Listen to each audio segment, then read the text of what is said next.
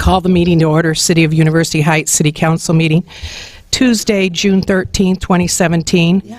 We're at the Community Center, and all of council, 5 council are present. First thing is approval of minutes. We'll go to May 9th council meeting minutes. Are there any additions or corrections?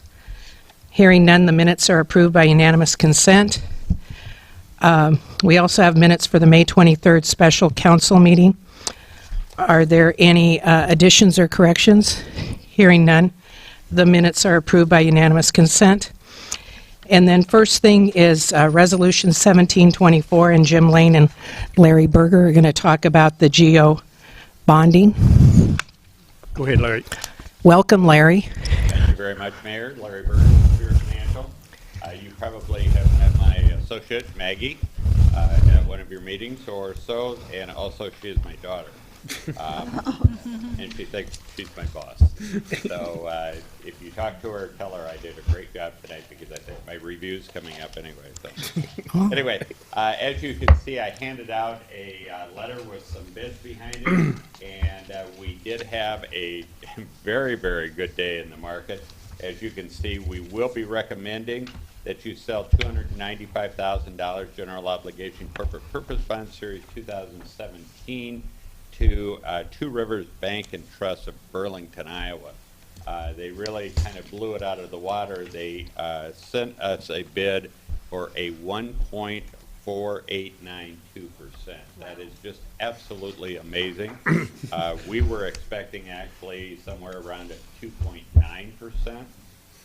You can see Hills Bank and Trust really came in at right about where the market was, but I'll tell you, Two Rivers wanted this proposal, and so I would highly recommend that we give it to them. If you turn the page, I did notice a typo on my sheet here. I forgot to put the 2027 under Hills, so under the date 2027, they do have a 3% there. So if you want to correct that, I apologize for that. But as I said, we were projecting, because the Fed has raised interest rates on us a couple of times. We expect them to raise again, and we were expecting a much higher interest rate.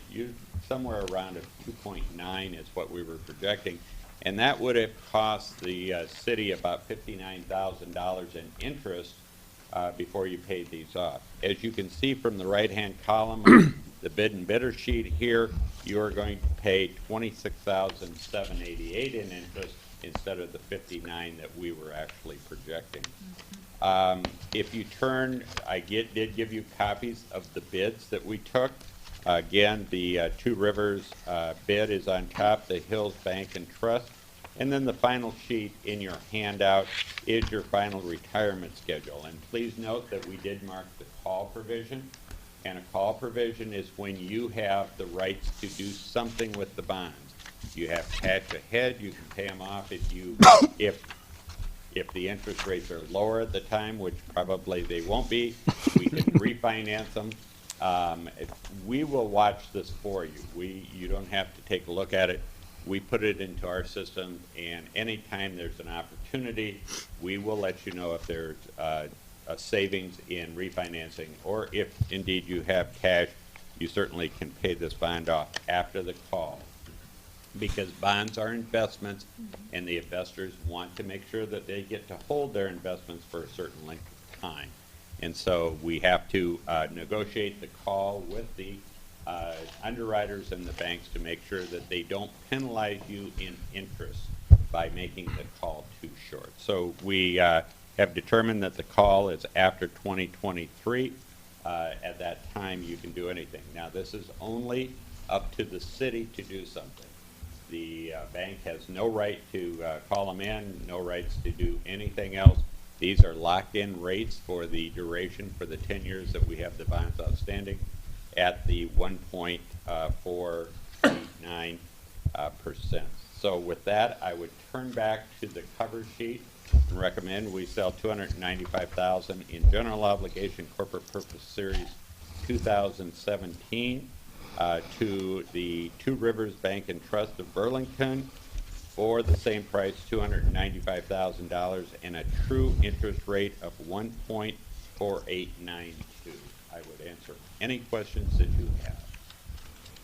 I move adoption of resolution number I 1724. second. Okay, motion by Jim, second by Sylvia. Discussion? Can we come back and get more money at this price if we need it, or?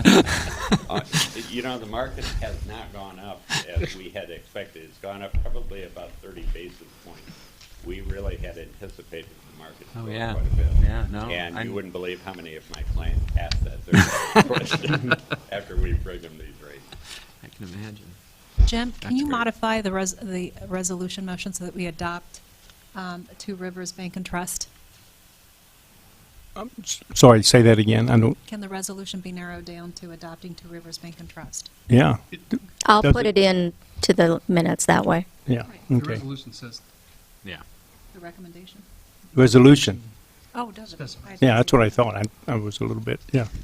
Oh, this is great. I want to really thank Larry and Maggie for their good work. We had about, it's interesting, I'd given them about 6 different banks, and yet only these 2 responded. Hills, which has done good work for us before, in fact, had our last bond, and then, of course, the one we had for the intersection, everything at 1.77, which we all felt very good about, and thought, boy, if we got close to that, we'd be happy, and we kicked it right in the can there. So that's great, Larry. Thank you.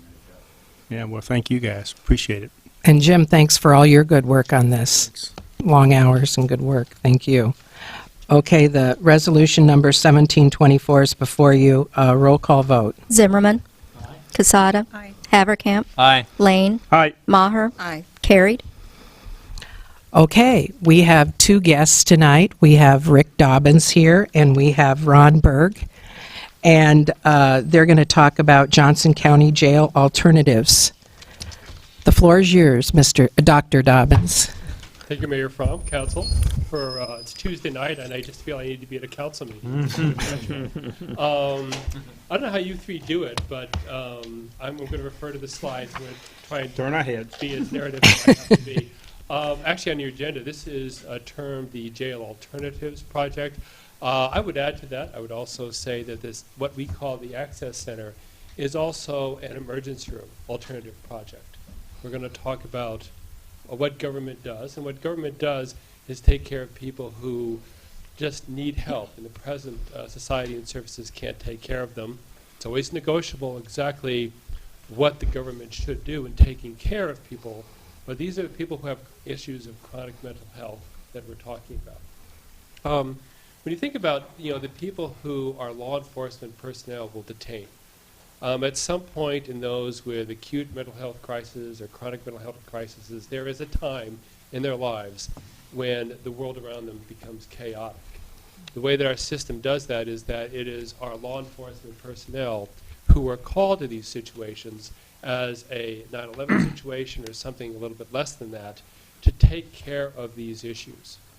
Up until this point, there have been 2 or 3 options for our law enforcement personnel to do.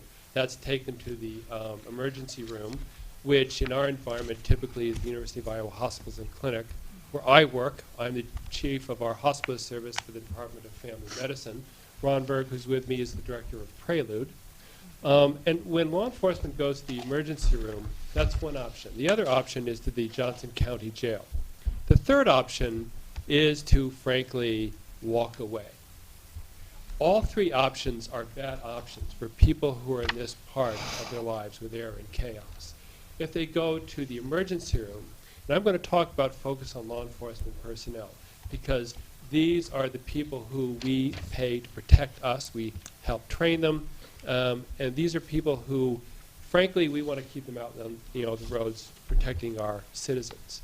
If they're in the university emergency room, as you know, because of the increased numbers of people that we have, especially 25% of the university emergency room population are people who will have chronic mental illnesses. Mike, can you switch that ahead? Okay. So the people who have come along to kind of help with this is, except for one person, this is a who's list in our county who you would want to convene and get together for these sorts of issues. Me, I'm just along for the ride. I'm the President Harold's appointee for the University of Iowa to this.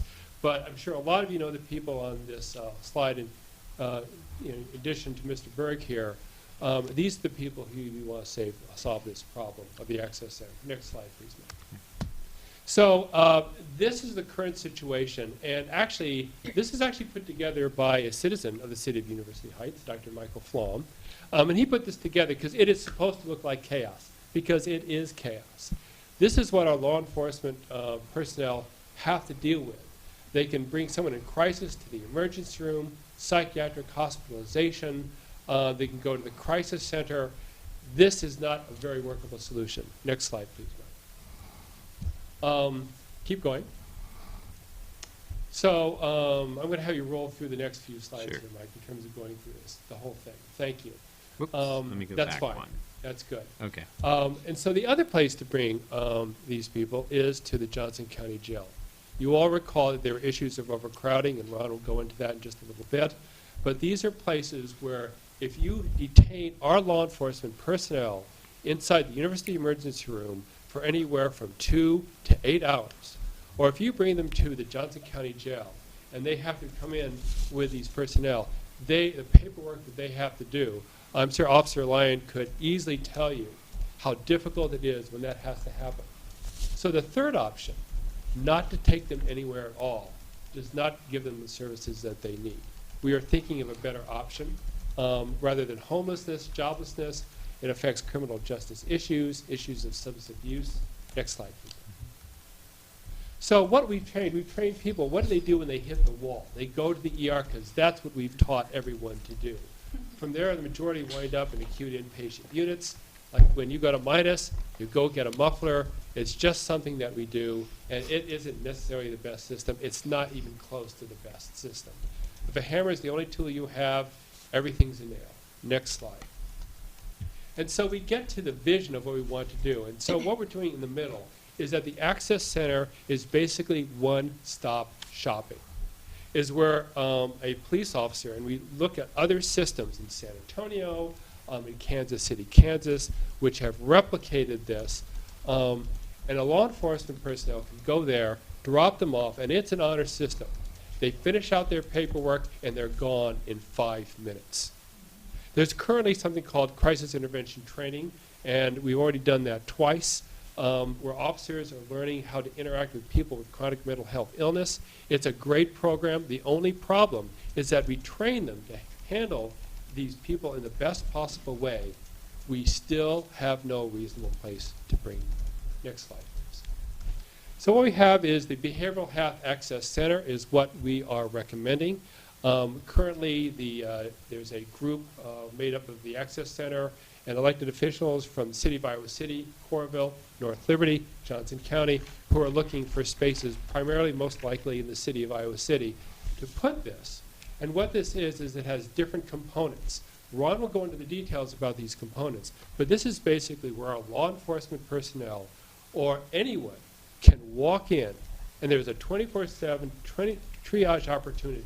Many of the entities we know well, such as the Crisis Center, mental health services already exist, will be on site. Prelude for chemical dependency issues.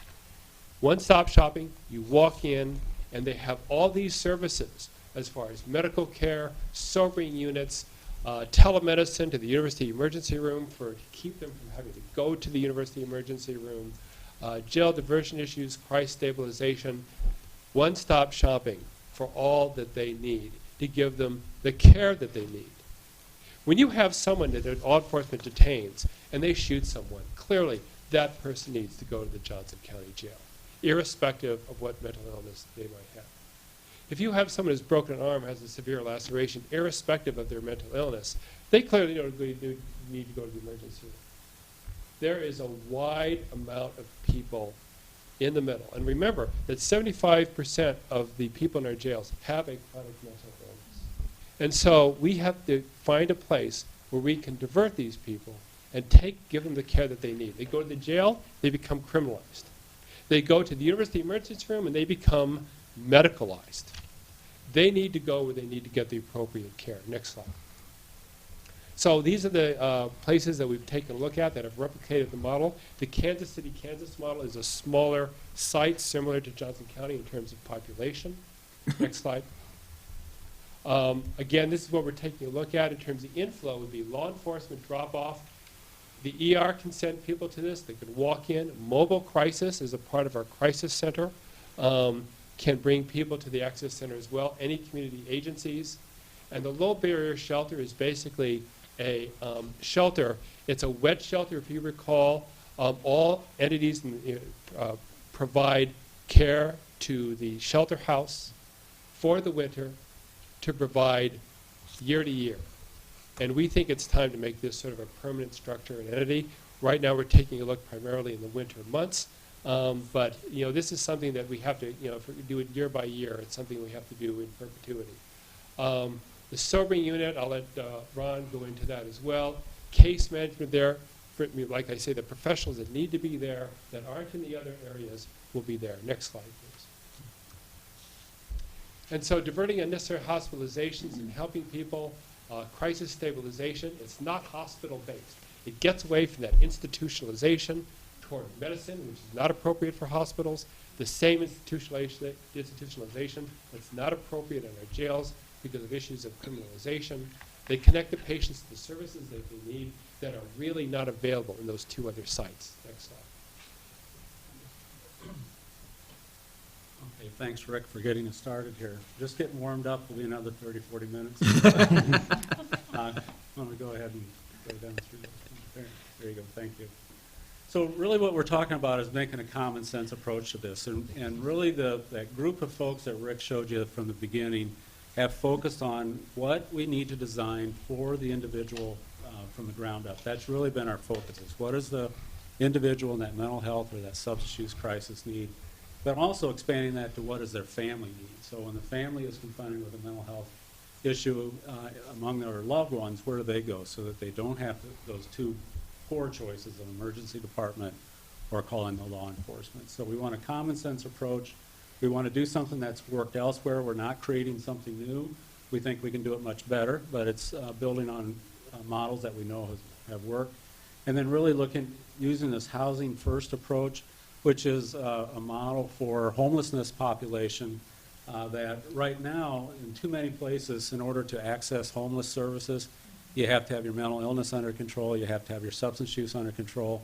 So there's a barrier to getting into the housing that you need, and Housing First would say, let's take those barriers away, get you housed, and then it's much easier to start dealing with the other issues. So that's kind of the basis of what we are looking at here. And then people helping people. You'll see on here we have some peer support as part of our staffing of this model. Next slide, please. So again, some of the situations, emergency services in Johnson County, they've seen an increase in the calls. Part of that is related to the CIT training, so the law enforcement are being asked to respond to more situations. And it also is related to some of the mobile crisis services that continue to increase over time. Two costly options, the jail and emergency department. Both are overwhelmed with behavioral health needs, and again, neither one of them are places that you want to be. You really don't receive treatment in either one of those places. You're controlled, but you're not treated. National estimates, again, 50 to 75% of the people in the local emergency departments could be better served elsewhere. So, in addition to there being a case made for this model for the benefit of law enforcement in our communities, there's a huge case to be made just in terms of appropriate humane care for folks. And then other communities have developed these access centers that are quite successful. So the background, we've done a lot of work in Johnson County to reduce that jail population, but in spite of all of those efforts, the jail remains over capacity. The county's spending quite a bit of money to house patients or inmates out of the county. And in addition to that cost, again, if the family wants to visit someone in the jail, there's additional travel time, and those things complicate for the family. Length of stays in the emergency departments, so the behavioral health patients are in the emergency room longer and longer and longer because there's more demand and the resources are not keeping up, so they get housed in the emergency department. They end up with criminal charges that really does nothing to address the mental health or substance use needs. And if you think about someone in a mental health crisis and what they might need, I hope you would envision someplace that's safe, calm, reassuring, That's not how I would describe the emergency department when I visited there. It's none of those. Nor So it's the just- jail. Nor the jail. Next slide, please. So our proposal options, as we started on this, and I think one of the slides referenced 2010, that's about how long we've been looking at this idea. But we've got a long-term vision of having a sobering unit. And the sobering unit is, think of a harm reduction model. So it's not a place that somebody's going to receive treatment for their use of alcohol or other drugs, but it's a place that they can be safe while they detoxify, while they withdraw from that use. It's an opportunity for us to engage with that person and try to motivate them to move on to something else that is treatment. But this is not treatment. This is harm reduction, giving them a safe place so they're not hurting themselves or hurting someone else. Okay? Detoxification, that steps up into, that would be treatment services. So we're doing some medical services, medical assistance to withdraw somebody. A better term for detoxification now is withdrawal management. So we're managing how they withdraw from their alcohol or drugs.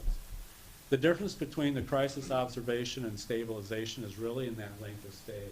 So the crisis observation is where we get a chance to observe somebody for up to 23, 24 hours, so we can do an assessment of what's needed. A lot of times what's needed is a safe place to be, and life is a lot better when sun comes up the next day. We just need that safe environment to rest, get our feet back under us, and get back out on the street. We don't need the emergency department, and we don't need the jail.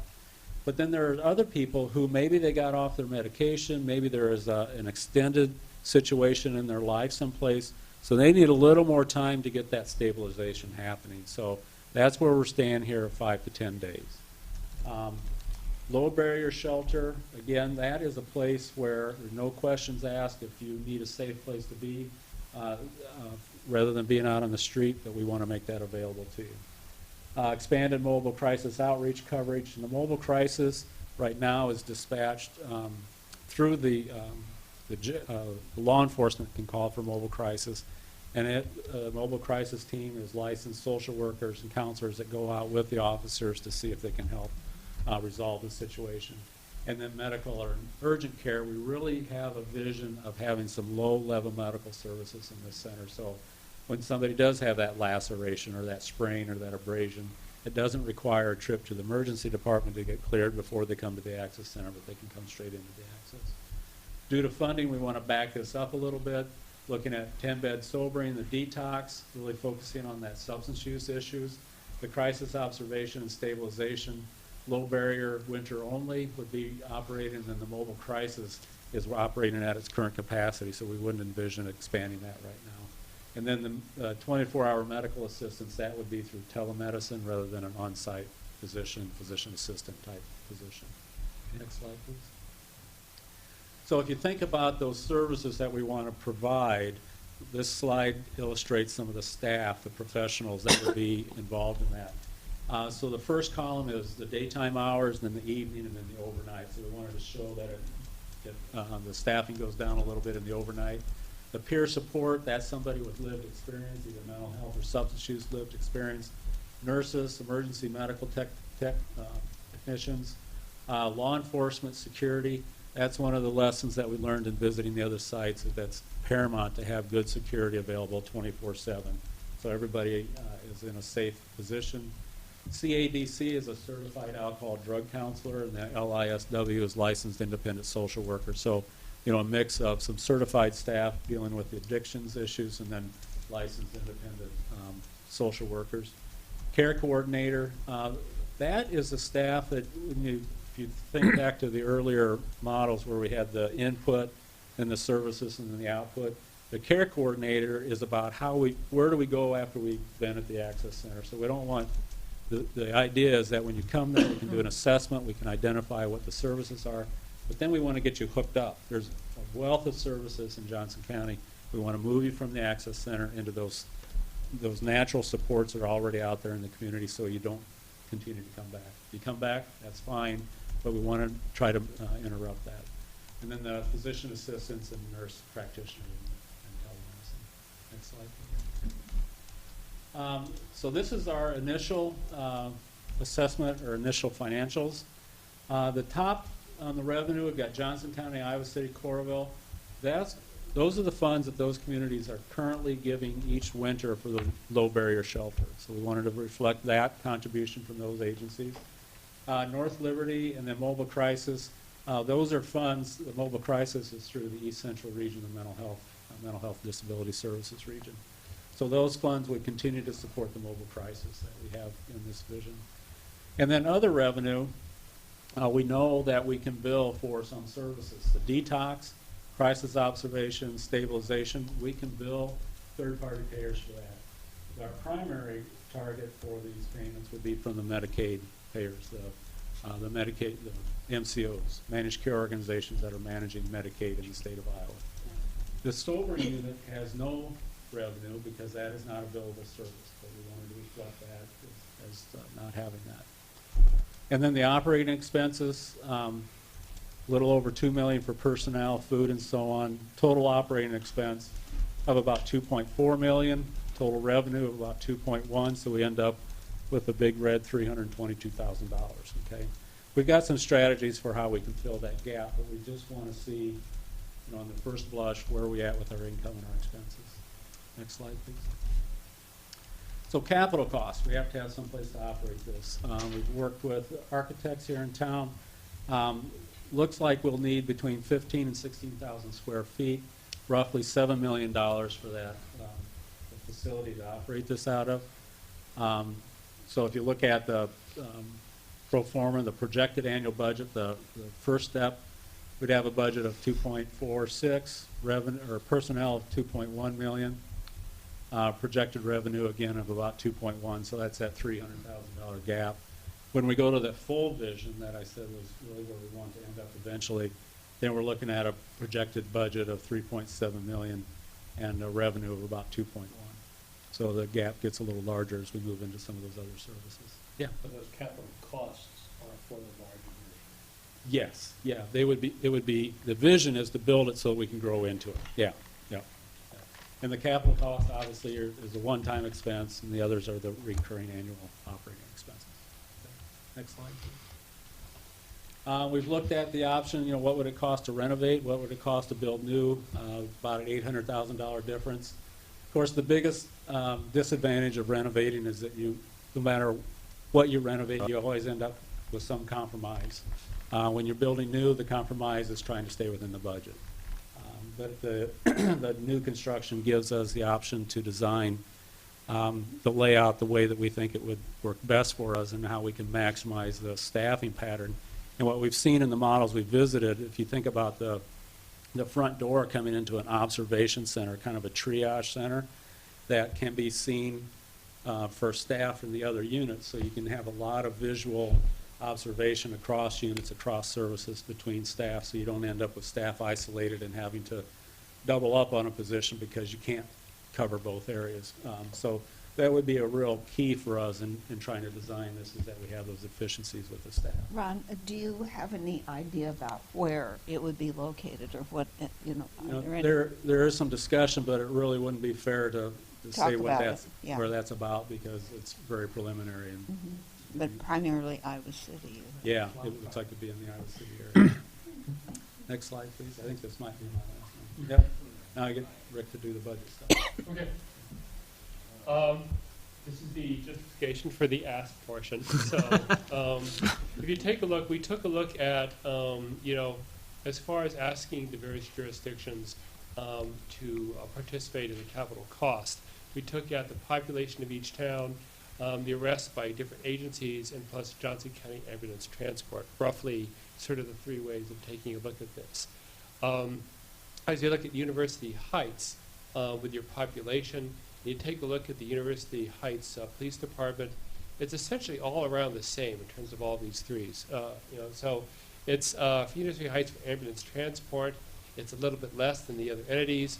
So generally, just think you're anywhere from around 1% in terms of the participation in this, depending on how you take a look at it. Next slide.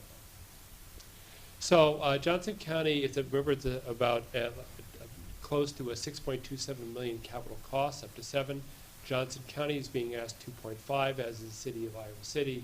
The cities of Coralville and North Liberty together are being asked for $1 million total. And other Johnson County cities are being asked to participate in the remainder of the capital costs. Next slide. And so as far as taking a look at those three, if you divide that by the population, the utilization of ambulance transport, and ambulance visits and law enforcement, University Heights is, yes, a little bit less than 1%, but that's 30,000. That we're asking for City of University Heights to participate in this group plan. How are we going to pay for it? For information, currently there's a group of elected officials from the three larger cities that I mentioned that are meeting with Johnson County to develop various plans of paying for this. They're taking a look at various bond proposals that could be done in terms of borrowing, and the need is to do it over several years of time. Whether or not the smaller community entities in Johnson County want to participate with the larger cities in those larger bond efforts, or if you want to sort of figure out how to do this on your own. By the way, this is an ask. You won't consider this sort of the bill. You're not going to get a piece of paper. Just as members of the Johnson County community for this effort, we'll be asking all the communities based on this proposal. Next slide. Utilization of relevant services, City of University Heights, like I mentioned before.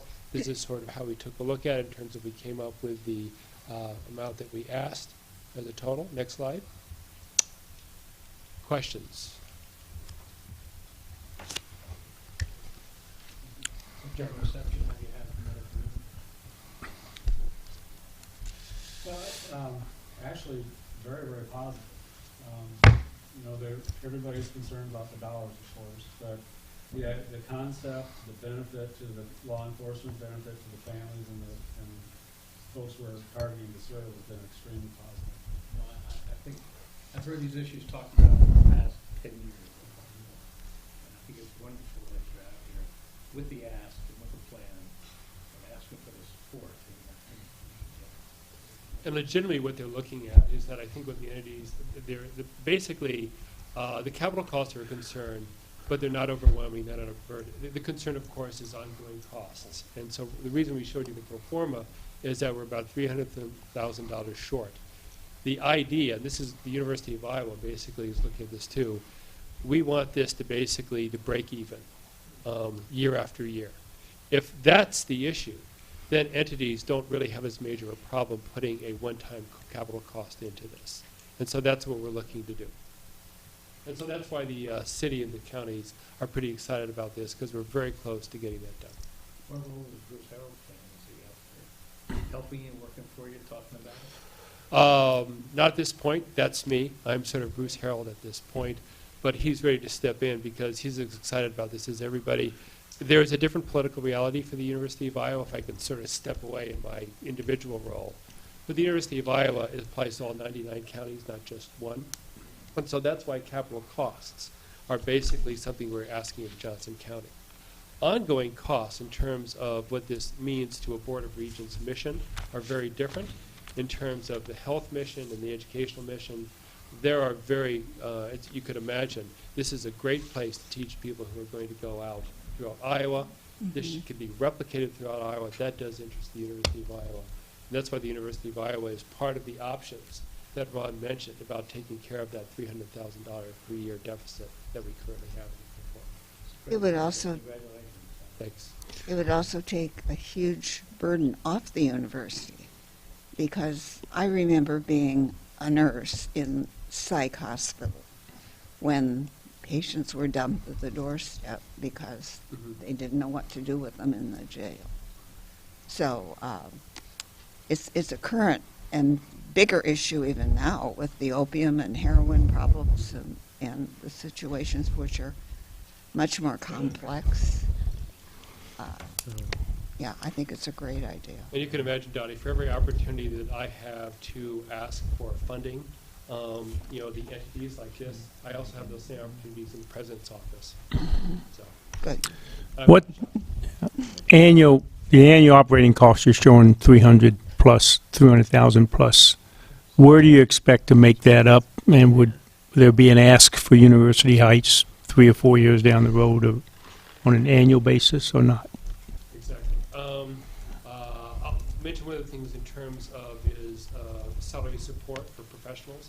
In the staffing, you saw that there will need to be a medical director, a nursing director, and those are things that the university is looking at, hasn't yet decided in terms of having this person be a member of the university professional and P&S staff and faculty to realize some of the help that the university would get this as well. Those are some of the options we're looking at in terms of, and you know how much, I mean, you saw overwhelmingly the operational costs are staff. Yeah. And the operational costs for physicians and nurses are usually the larger part of that. That's part of what the university's confident with. Other settings? Yeah. I would say that the revenue is on the conservative side. We haven't overstated that revenue. We haven't, for example, we don't assume 100% occupancy. I think we're pretty reasonable on the rates, reimbursement rates that we're projected in there. So I think there's some growth possibilities there. Of course, it always go the other direction, but I think that that's a conservative statement. But, you know, as Rick said, the primary solution that we've come up with is how we can, other entities can contribute staffing needs as opposed to having cash out. I just want to but there's not going to be an annual ask of University Heights. I didn't get a yes or no there. I got a lot of talk, but, The plan is to have no. okay. That's why we showed you the pro forma. Right. in terms No, of- I understand. I mean, and who assumes responsibility? Johnson County? Right now, for the operational cost, Johnson County has talked about those things, and they'd like to get together this very issue, because they want to make certain. At this point, that $300,000 has to be nailed down a lot more firmly. Yeah, okay. Currently, one of the big reimbursements is from Medicaid for a lot of these patients. As you know, there are some issues with the medical health organizations with Medicaid. One of the things that we're doing at the university is we're donating our lobbyist personnel in Des Moines, basically talking with all three MHOs, because of course that's in the interest of rural healthcare as well, but very much so. We're making sure that the kind of revenues that we want to get from the Access Center are going to be intact, irrespective of what happens to the Affordable Care Act, irrespective of what happens in the MHOs. Again, people to the professionals who are in this group, and the people that we have as our lobbyists in Des Moines. We have Jennifer Vermeer, who was the most recent director of the Department of Human Services. Medicaid Enterprises, thank you. These are the top-notch people. Eventually, yes, you can talk about all the politics you want, but as we know in Iowa, the people who get Medicaid services, eventually, we have a payer for them. And we're going to make sure that the Access Center has access to that payer. There's no way, the exact name of the payee might change. But I think you can, be sure, from all the people who have looked in on this, is that, in perpetuity, Jim, there will be a payer to make sure that pro forma is out. Yeah, we'll pay one way or another. I understand that, One way or yeah. another, these I just want to make sure it's not like an assessment and that That's kind of my stuff. assumption. I would say too, in addition to the other entities, the governments that we've talked to being excited, when we've talked with the managed care organizations, they see real cost savings of having somebody come here. Yeah, oh, yeah. As opposed to the university. Right.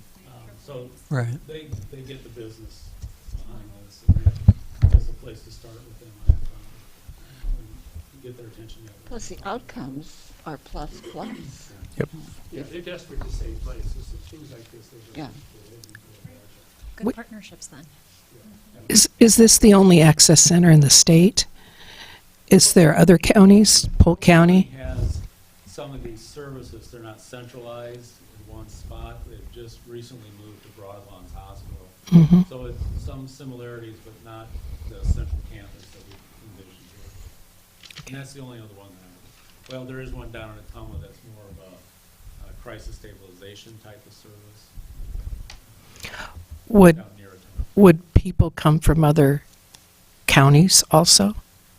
Well, yes, and that's one of the pieces that we would need to work out as well. When I mentioned the mental health region Mhm. for the crisis, mobile crisis team, the mental health region covers 9 counties. So I if they see. would be putting funds in, then there would be some expectation that the other counties in that region would have some benefits from this. But, you know, we're talking about Dubuque and Johnson County, so it'd be, I believe eventually there would be some other services located closer to those communities as well, but that's just my personal prediction. That's why the University of Iowa, you know, as far as we want to replicate this as quickly as possible in the rest of the state. But if they do choose to come here from other jurisdictions far away, they can go. Yeah. I That's good. happened to be at the joint entities meeting when the first task force group came back from San Antonio and presented, and I think this is something that's been a long time coming and well needed.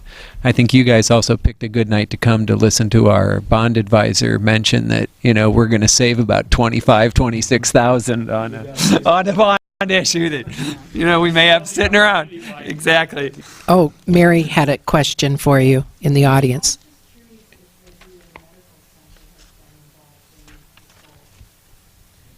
So the question was if the VA Medical Center has been involved. They do have a representative.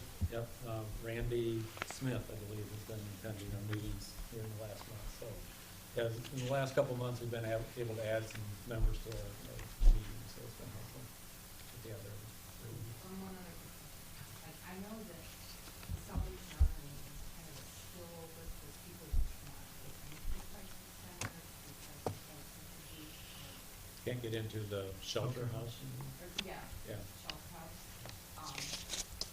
Would they be helpful for discussion too? They have not been part of our discussion, but I'll sure take that back. Maybe they should Because be. they do feed people and, you know, some info, put that out in the streets, but anyway, just a thought. Yep.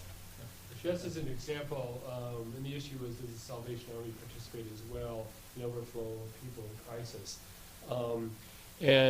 This is a great idea, Jerry, like you mentioned, and because we don't have an access center, many entities, including a lot of our churches, will participate in taking care of these people. And I think all of us who realize that's just sort of that's probably not the appropriate place to take care of these personnel. You know, we really need to take care of this in the best possible way. Oh, Larry has a question too for you. Excuse me, but I wonder if there could be incrementally paid along with the construction process or maintain or whatever.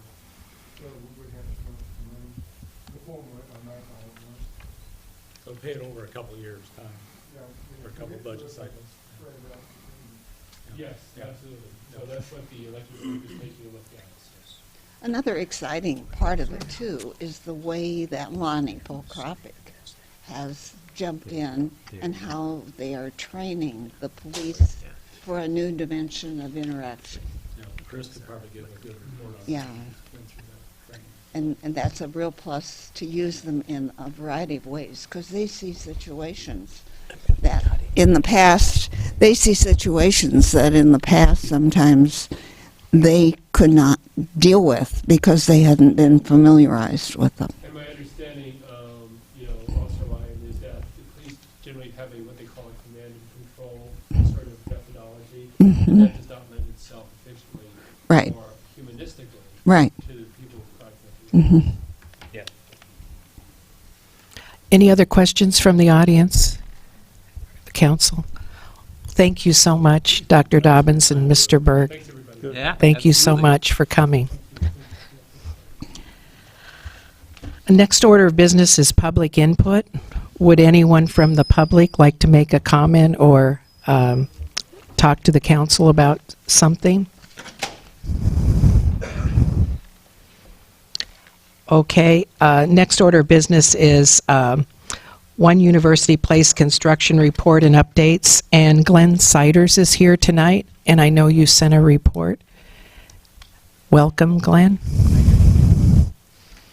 As mentioned, my name's Glenn Siders with Siders Development. Jeff isn't going to be able to be here, obviously, this evening. What I wanted to mention is that we're at a point where it looks like we're dormant. If you look at everything from the outside, nothing changes, but I promise you that a lot is happening in the background. Things are going extremely well with the North. They've had some curves thrown at them, they've handled the curves very well in our proceeding. There's finished work being done on the interior view towards the east end of the project. On the west end, they're still roughing in and just beginning to drywall and that sort of thing. But things are progressing very well. If you were to ask the contractor if they're on schedule, he would tell you that he's 4 weeks behind. But I think what he means by that is he's probably really on schedule. Doesn't want the subs to get too, cocky, but things are going well. I've heard him mention on this facility here, the month of June is a busy month. I believe they're getting 4 or 5 new residential dwellers in here. I'm not sure about that number, but it's somewhere in there. Obviously, you have a new eatery going to be opening up here in the next few weeks. I know they have mentioned other interest in commercial spots. They can't mention any names for confidentiality purposes, but it sounds very promising that there'll be more of those facilities occupied here in the area. So things are going real well. I think we're going to see a fall occupancy. Weather's been treating them notwithstanding 95, but weather's been treating them really well. So. Any questions for Mr. Siders? Thank you so much.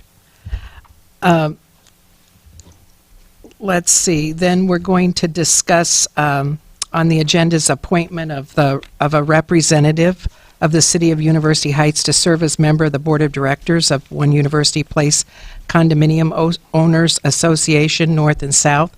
And this can be a discussion, or council can make a decision. It can be, Steve, you gave a little bit of a report. Do you want to repeat that a little bit so the public knows? You said it could be appointed by someone on the council, the mayor, or a representative from the public.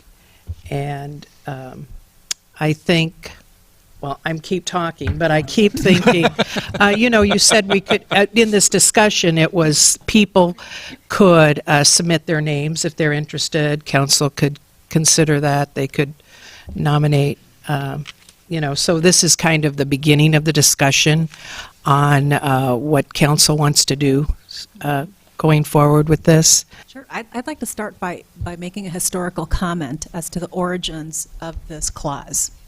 This clause was introduced during the negotiations of the PUD agreement with Jeff Maxwell and the prior council. At that time, I thought that, if we are going to be a city that is participating with ownership of the community space, that we should probably hold a seat on the board of the condominium association. And that purpose of having a seat at the board of the condominium council was to ensure that the city's interests at all times were protected and represented in this very large development unit. It was also ensured that seat would always be a voting seat. So unlike other condominium association or type of structures where you have members who don't get to vote because they are not voting for that particular year, the city would at all times have voting rights in the condominium association committee. So when the PUD was amended to split the property into the north side property and the south side property, that naturally caused that there be 2 condominium associations, meaning that the city now has 2 seats to fill. And I think that would be, that's a logical consequence, a reasonable consequence of that, where Jeff is continuing to honor the intent of having the city represented at the board of both the north and the south side building complexes. So I think it's a good opportunity that we're now getting ready to fill that position. And I'd like Steve to give us a breakdown of the 3 options that he mentioned. And I think let's discuss as a council where we see this one going, because as written right now, I do have some comments I do want to share with the rest of you. especially that, it'd be an indefinite appointment and the selection process. Those are two issues that I have identified for further discussion. So Steve, take it from there. Let us know what are the 3 things that you recommended in your legal memo. So before I touch on those, let me, everything Sylvia said is accurate. I want to maybe specify a couple of other things.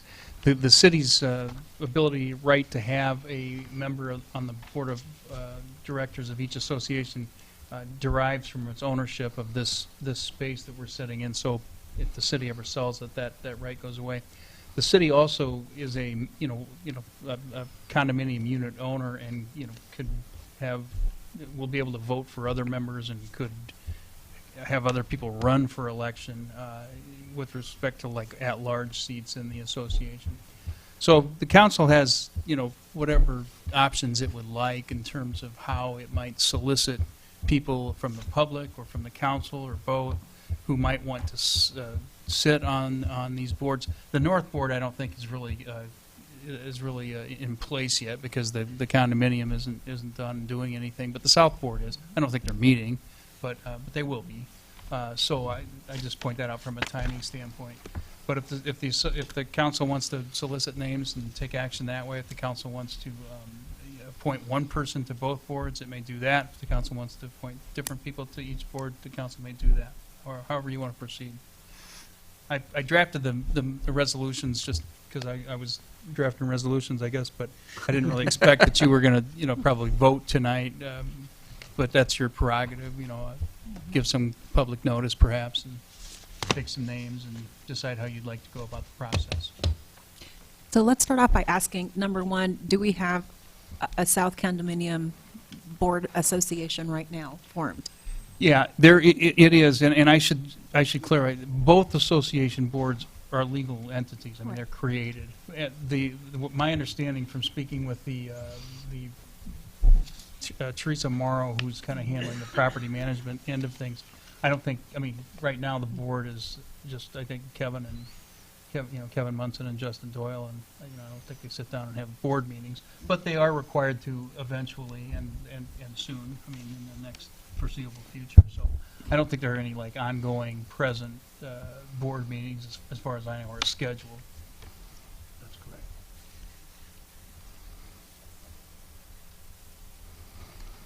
Okay, so just it's made up of Justin Doyle and Kevin Monson then. Well, this time. And probably Jeff Maxwell would be my guess. And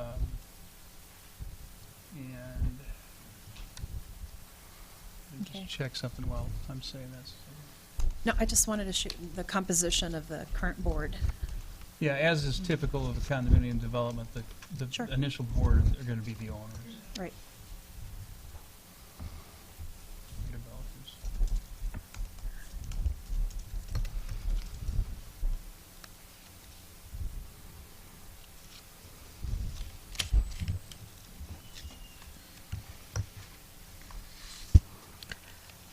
So do you have a suggestion how you want to proceed, Sylvia? I do. Well, let's start off by eliminating perpetual indefinite appointment to the position.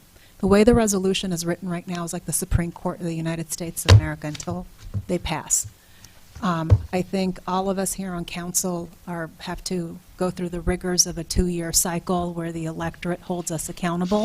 I think it's only fair that this position be held accountable every 2 years, concurrent with the election cycle. So if we appoint someone this year, they should be reevaluated or up for reappointment within 2 years. So that gives them good enough time to get their feet wet, get familiar, and track things. The second thing is I'd like to see a nomination process of various members, so an open and transparent process where we submit names and vet those individuals for a number of different factors and discuss them in much the same way that we did that for the selection of the police chief committee. This was the first year that University Heights entertained, including 3 private citizens in its selection process, and I think that was a significant step forward in the right direction of community policing. So I think it makes sense that we have a process around this that's open and that's transparent and with discussion. What do you all think? I don't have any problem asking who wants to apply and doing it through an open process. That makes perfect sense to me. And I think limiting the term is very wise. A 2-year term. I think it's hard to make any decisions or engender any interest without knowing more about how the board is going to operate, how often it's going to meet, what the makeup is, and Mm-hmm. what the Sure. board now is thinking of in terms of moving forward. Without that information, it's tough to think about it, at least for me. I'm not that smart. So I would like to get that input before making any decision or eliciting any interest from residents, because I don't know what to be interested in. So can we get a summary description drafted? Perhaps, Madam Mayor, you can take a stab at it? Sure. Summary description of what? What does it mean to be a city board member representative? Well, I thought Jerry was asking, what does it mean this HOA board is going to do? Right, well, that's going to be part of the functions of the representative sitting on that. I think Morrow, the manager, Yeah, Teresa Morrow. she knows what I've gotten emails from her. more or less about how they plan to proceed. Right. Obviously have a plan. Sure. Obviously. So I'll find out what the plan is, get that information back to you, and do you want to ask citizens too if they want to Sure. participate? I mean, just interest.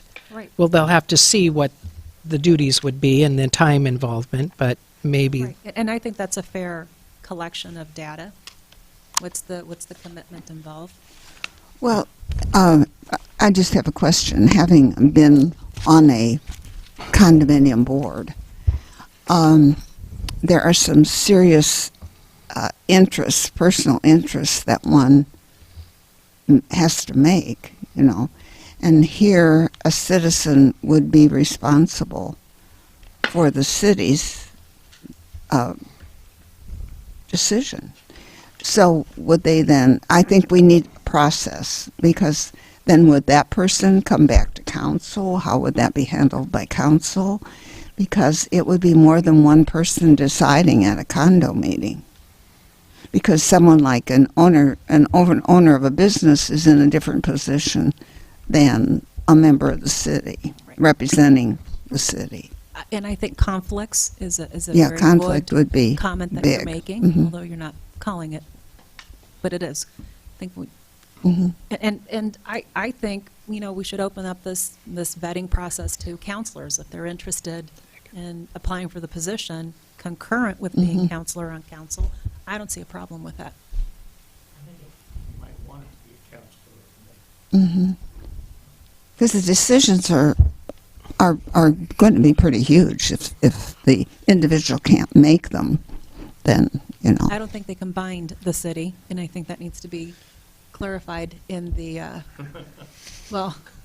the job scope. You're on a board, but you can't have a minor. No, not a board, not a board, the city's representative. Well, It would be the person appointed would be a member of the board, right? so they would be Right. Yeah. passing I think so. voting authority. Yeah, I mean, unless you. A voting member of the board. Right. yeah. That's right, okay. So then I think that has to be evaluated, Mhm. or very much the same way that we have restricted the discretion of the city engineer to make adjustments and changes to the PUD agreement for Jeff Maxwell. Because if you all recall, there was a historical issue where a legitimate concern was raised that an engineering decision could pass off as a substantial material change to the contract. And that needed to come back because it was a policy consideration that belonged appropriately with the council and not through the city engineer. So guidelines were established for the city engineer so that he would not be providing policy decisions, but rather just engineering decisions. So I think, if we start thinking about this and coming up with a job scope of guidelines, I think we can provide some good contours and parameters. Okay, so I'll work on that and get it back to you. And I want to concur with Sylvia's 2-year okay. moratorium on the, I mean, not moratorium, but that's the next item. Yeah. Anyway, 2 years, 2-year moratoriums, Jim. or a 2-year term, and then either revote or, reappoint or whatever we want to do. And I would suggest, so what the current, the draft version of the resolution says is that the person would be appointed until further action of the council.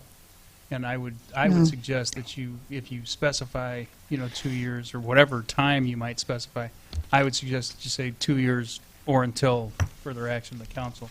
I wouldn't want to vest, my advice would be not to vest the person with, well, I'm the representative for 2 years. Because if the person goes off the rails in the council's mind and the council wants to pull Yeah, them back, that's a the good council point. should have the Right. right to do that.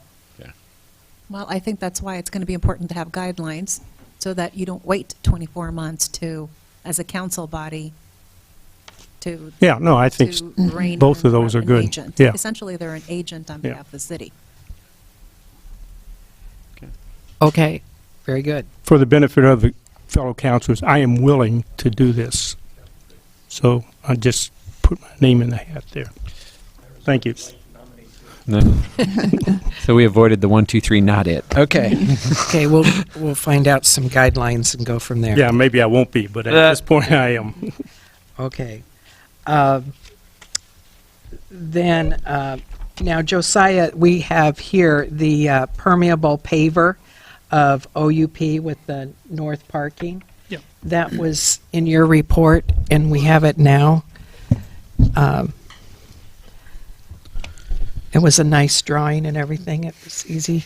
And I like the picture, too, of North Liberties. That was, oh, there it is.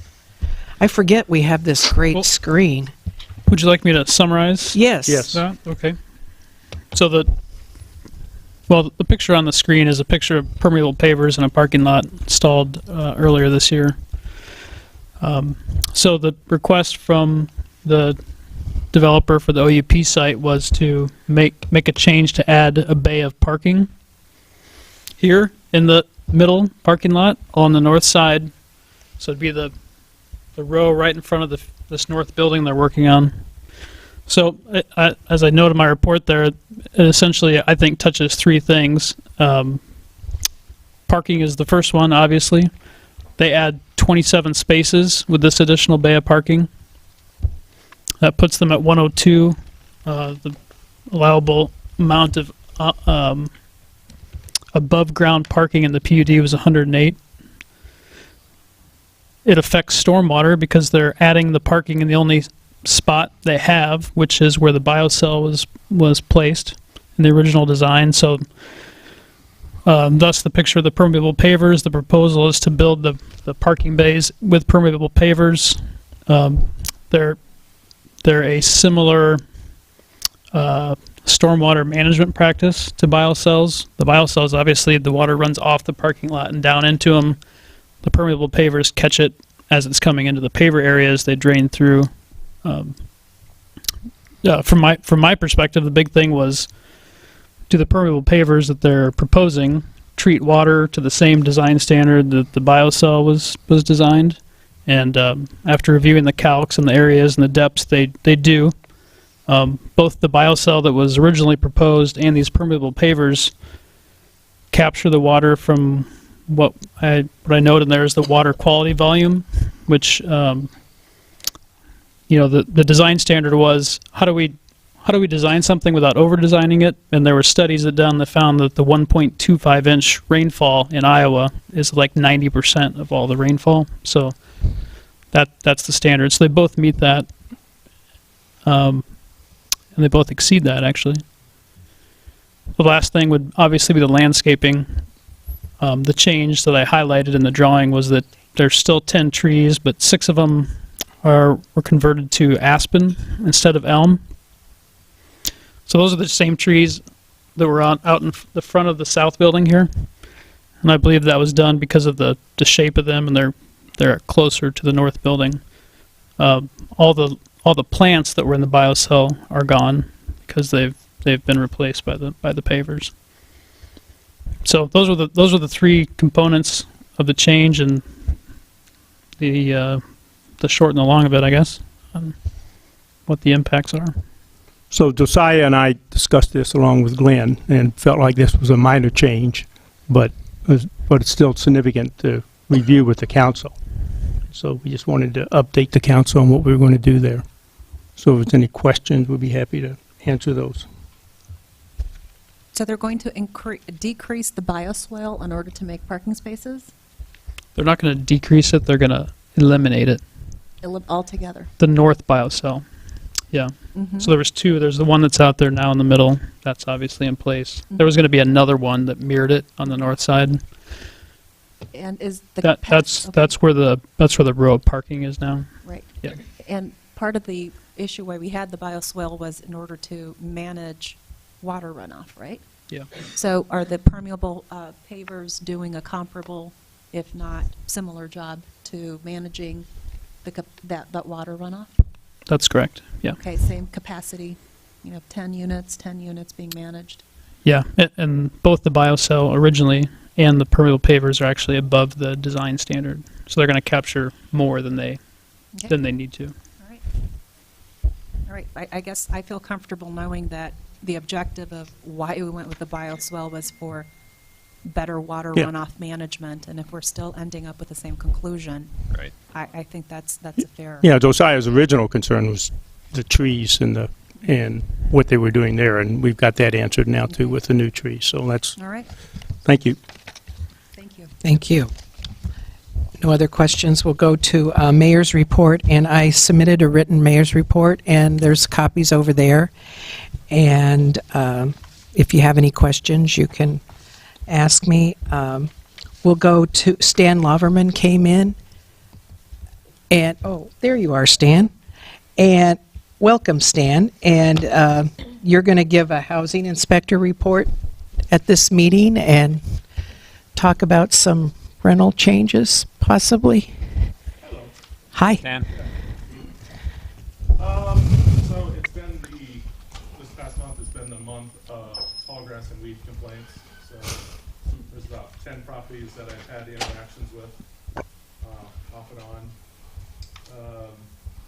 Thing is that when I get involved, if they do get mowed, they probably don't look as pristine as we would want, but they comply with, the minimum standard of the code. So, but we'll keep on them and make sure that they stay in compliance. And I would encourage people to email or let me know if they see properties that they're having issues with. And people are usually pretty compliant once you knock on their door and make sure they're okay, what's going on, and they get taken care of. So, occupancy is probably a big question of how to regulate occupancy. We're spending a lot of time. I'm the senior housing inspector at Iowa City. We're spending a lot of time on it there. We're getting some direction and ideas put together. This evening, I forwarded you all the Iowa City Council packet information and the presentation that was made at the work session last Tuesday night, including the City Channel 4 video of the city manager kind of going through the points of how to address it. So very broad strokes. So there's a lot of work being put into that in Iowa City, and there's a lot that we can use in University Heights along with it. So kind of in a holding pattern as far as bringing you anything, but in the next 3 months you'll see stuff flow through Iowa City, and we'll take what's good and we can use in New Heights and use up here. I imagine you don't want to discuss it publicly. Tip our hand in any way, At a certain point, I'll sit down with Steve and kind of, fill him in on some of the thought process so he can start wrapping his mind around it and seeing how it all fits in with how our ordinances are written and, some of the direction that we could consider and see what he has to say. At this point in time, if we are landlords and negotiating a new lease, would it be your professional advice that we just replicate the same lease that we've had before with The the, law of the land, as far as occupancy, does not change until January 1st, 2018. So I would remain in compliance with that occupancy standard and until it changes. until it, all the feathers fly in January, okay. But in the meantime, you can still bump out homes in anticipation of bringing in more occupants January 5th of 2018, right? You can do what? You can bump out a home, do a renovation, add 2 more rooms that you expect Oh, to but if rent you're out. planning on not renovating, No, is no, what this I'm is saying. Renovating. I'm asking Stan that right now, you said under the law of the land, or at least Mhm. Stan did, that it's a possibility to have a permit issued for building sometime between now and the end of the year in Yeah, anticipation of more people coming in to occupy a home. Due to issues that were happening in Iowa City, where you had landlords who were applying for building permits to substantially alter rental properties in Iowa City, the city council of Iowa City passed a moratorium on new building permits in rental properties, anything that would expand a rental property in Iowa City, in the low density zones. And they've also put a moratorium on additional, rental permits within their moratorium zone. And that was based off of what they were seeing for activity. And did you check with our building inspector about our activity? Yeah, we have not seen any activity, like we were seeing in Iowa City. How many rental permits do we have out right now? 191 was a It's in the clerk's report. that 191 said on that. Yeah. 197, but then you take out Grandview Court. Grandview Court was about 90. Yeah, there it is. Oh, good job, right away. 91, yeah. So, I mean, you're looking at 100 and some single families with rental permits.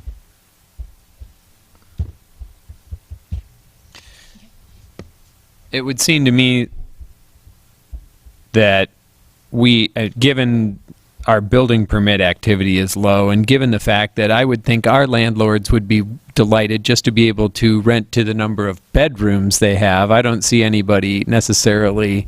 I don't see our landlords doing the same thing as some Iowa City landlords immediately, just because we've been so restrictive that what has happened for a lot of people is you own a 5-bedroom house and I can rent to 2 unrelated people.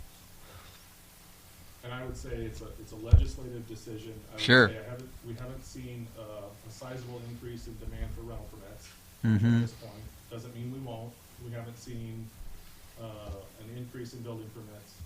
Doesn't say you won't. Right. I mean, that's the data you have. Right. And that's a decision a legislative decision that you will have to make. Stan, what percentage of those rentals are in violation of that ordinance? What section of the ordinance? Of the number of families, Of occupancy? related parties. Depends on the day, depends on who you talk to. I mean, I think, Give me a range of percentages, you know. I would say at any given time, you probably have 10 houses that have occupancy levels that are over what they should be. So about 10%. That's 5%. I mean, 5%. Grandview Court, you're not seeing it, but in your single-family homes, yeah, I mean, I think you're seeing it. It's 10%? only 10%? Yeah, I mean, if you drive around, I think you pick out the homes that are occupied by families and, you know, yeah, there's other homes that have, you know, higher occupancies and that I think people even know about, but if people aren't causing trouble, they're not really being brought to anybody's attention. So they're underreporting. Mhm. And the other thing, I mean, beyond doing a massive, you know, addition to homes in University Heights, there's not a lot of properties where you could build within the structure. Most of those have been built out to what they are already. So, Any more questions for Stan? So if you're standing up here, Stan, and we have a potential moratorium on our agenda tonight, would you recommend this is something we need to do right now? I've given that some thought, and I think I think my role at this point should be provide you.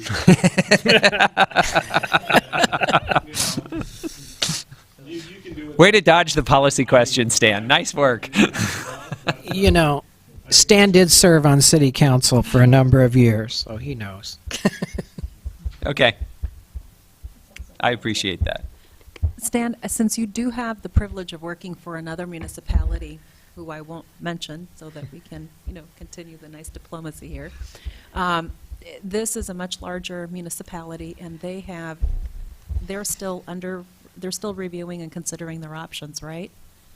And the moratorium that they passed was for, I think, 6 months, to give them 6 months, right? Realistically, of those 6 months, how many months do you think they'll really use to turn around a final conclusion to their review and study? Honestly, we'll probably spend the next 3 months, just because of time of year developing what we want to do and what we can present, and give that city council 3 months to work through the process, because there'll be building code issues that will require hearings by different boards that will have to come before city council. So, along with housing code issues that will need to be addressed, staffing issues. And then public awareness and public education. Yeah, I mean, that'll go hopefully hand in hand. Okay. Okay. And you think approximately 3 months or so? Yeah, I mean, if you look at the time of year, it's June and July and August, which is historically time that a lot of us take vacation. So working around staffing issues and availability of time, yeah, it just takes some time to do the research. I mean, we have some ideas, but to flesh those out and Takes time and coordination. Yeah. Yep. The more time you can spend up front on it, the better. Up front, I like that. Okay. I think, yeah. Any other questions for Stan? Thank you so much, Stan, for your report.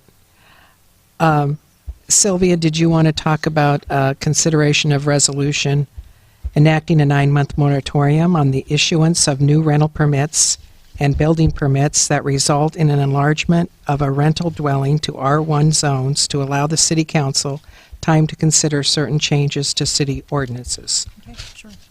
I just want us to, this resolution 1728 really took me down to memory lane about 3 years ago, when at 7:03 or 7:05 in the morning, I got a call from a resident who's on Kozer, and this resident on Kozer was just giving me an earful of the construction that was taking place 5 feet away from his property line. And he wanted the building inspector out there to make sure that what was getting built on was accurate and no pun intended, but kosher, Kozer. But so it was just really quite an eye-opening experience to go through early in the morning for the next several days, trying to understand how a rather large structure could be built so close to another proximity of someone else's property, and creating such community chaos between neighbors. There were certain expectations on one side, expectations on the other, and at the end of the day, what came about was a revision of the zoning ordinance for University Heights. And it was a very good beginning to the process of reviewing what otherwise has been a historically left alone, not revisited ordinance. And that was under the good work and leadership of Pat Yagi and the Zoning Commission at the time. So kudos to them for taking on the charge and lead. And tonight's moratorium for 1728 is pretty much along those lines, and that is to provide City Council with just enough time to consider the implications and consequences of changes in the state legislature that impact local control and local authority over this important issue about rentals. For a number of different reasons, I think all of us have heard from different residents and renters and non-renters all sorts of comments.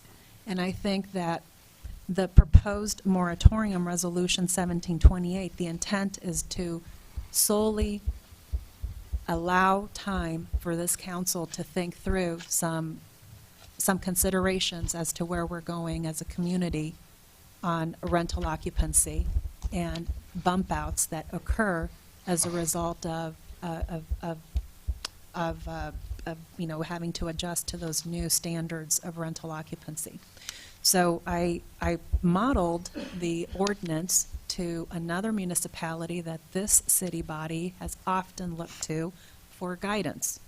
And they had a 6-month moratorium that they just enacted this past week.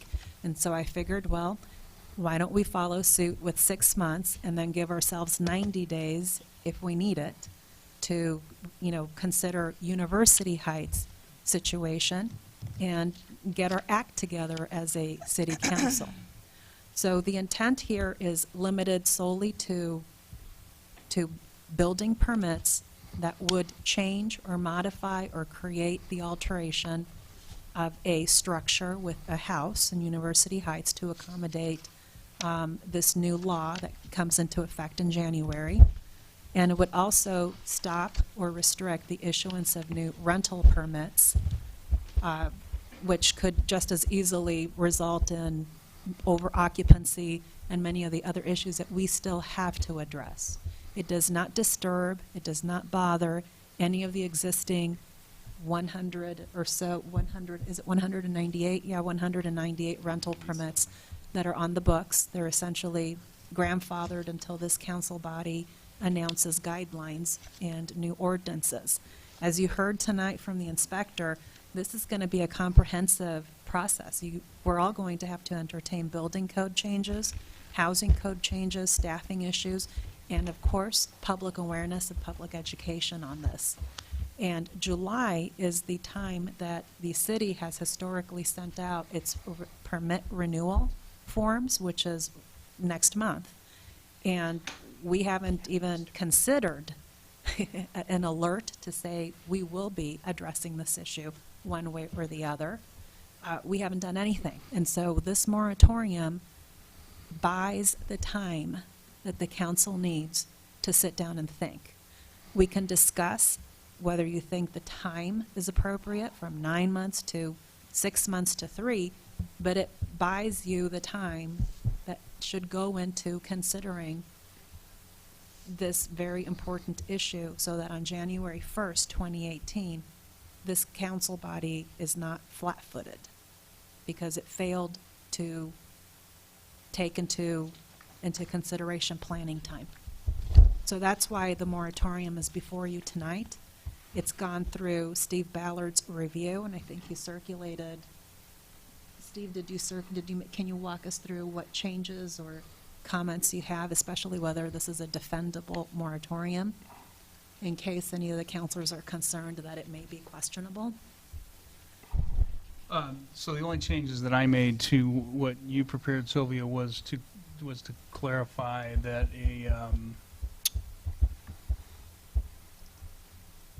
like the phrase "new rental permit" means a permit that would apply to any dwelling that doesn't have, a current valid rental permit. I think it's defensible. For most properties that are rental properties, I don't think this is going to impact them really at all. Obviously, it would if they wanted to enlarge the area. So that possibility, but I don't see that as a big. I don't see that as a big factor based on what Stan has said, and I've talked to Terry about it. People are going to renew their rental permits. For the next 6 months, the occupancy restriction remains in place, and so how they choose, in terms of the question of somebody asking what should I do, what they should be told is they should talk to their lawyer, because that's their decision. But they have 6 months where nothing changes, and then there's a change. The risk is, and I don't know how to assess it, don't know, but the risk is that somebody bought a home that's not now a rental home or rental property, and they've either closed or they're going to close in the next couple of weeks, and they're all excited to have a rental home in University Heights, and they're expecting cash flow, and they've got tenants lined up and the whole thing, they're not going to get a rental permit. Is it defensible? Yeah. But people are going to be, if that happens, I think you're going to hear about it. And point of clarification, I've already received one for FY17. So is that now not a valid rental permit if this goes into effect? You received an application for. I have a rental permit and check. For a new property or an existing property that's renewing? It's on Golfview. I can't remember if it's new or existing. I would have to look. That's the key. I mean, if it's existing, this doesn't do anything to it. But if it's new, then do I need to call the person back and say it's not valid even though you gave it to me to hold until? Well, the moratorium hasn't been adopted yet. I think I would have to know more about what the normal process is. I mean, if they've made the application before the moratorium is enacted, and all that would remain would be the processing of the application and issuing the permit. I don't know. I'd have to know more. Okay. You're not taking a position on this ordinance, I take it. I think, as I said, I think it's defensible. I think the council has an ability to say we need some It's time. defensible, but you're not saying it's a good thing or bad thing. I guess, yeah, that's true. If we exceed the state law after January 1, 2018, you still think it's defensible? Well, I mean, we can't enforce, so when you say exceed the state law, if the council, and I know you're not saying this, but if the council says we're going to keep enforcing our occupancy restriction based upon familial status, the council's going to be in trouble, the city's going to be in trouble. Can't do that. But the fact that this moratorium as written extends out beyond that date, I don't think that's a magic date. I think Iowa City, I mean, I haven't spoken with anybody there, but my sense is that, and I think they said this in their preamble, maybe, that they dovetailed the ending of their moratorium with the change in the Right. state law. But I don't really see the significance of that, to tell you the truth.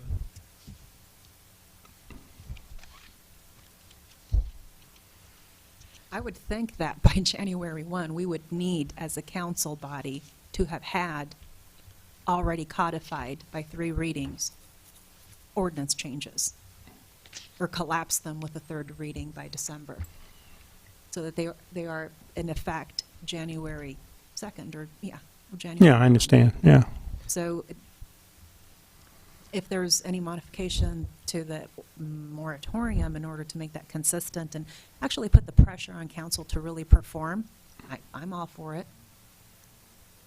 We can change it from 9 months to 6 months to make it consistent with the close of the calendar year, and also happens to be the last time that you have a 3rd time collapsed reading opportunity for any changes in order to be ready come January 1, 2018.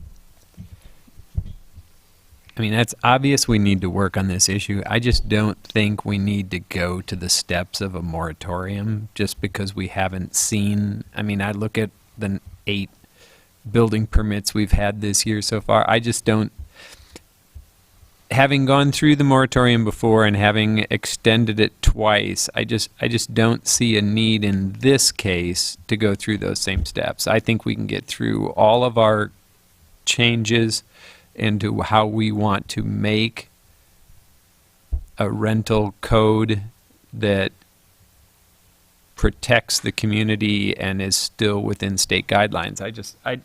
I think that's where our focus ought to be. I don't know that having a rental permit moratorium and a building permit moratorium necessarily slows down or stops anything. So.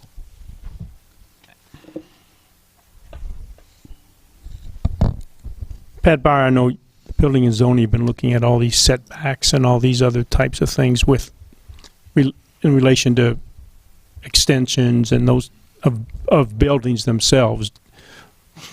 And some people have said to me the setbacks stop this from a whole lot of expansion on many of the buildings in town. Do you have any thoughts on that? I don't think they do. I think one of the things we'll be bringing to you is a change from setbacks to building coverage.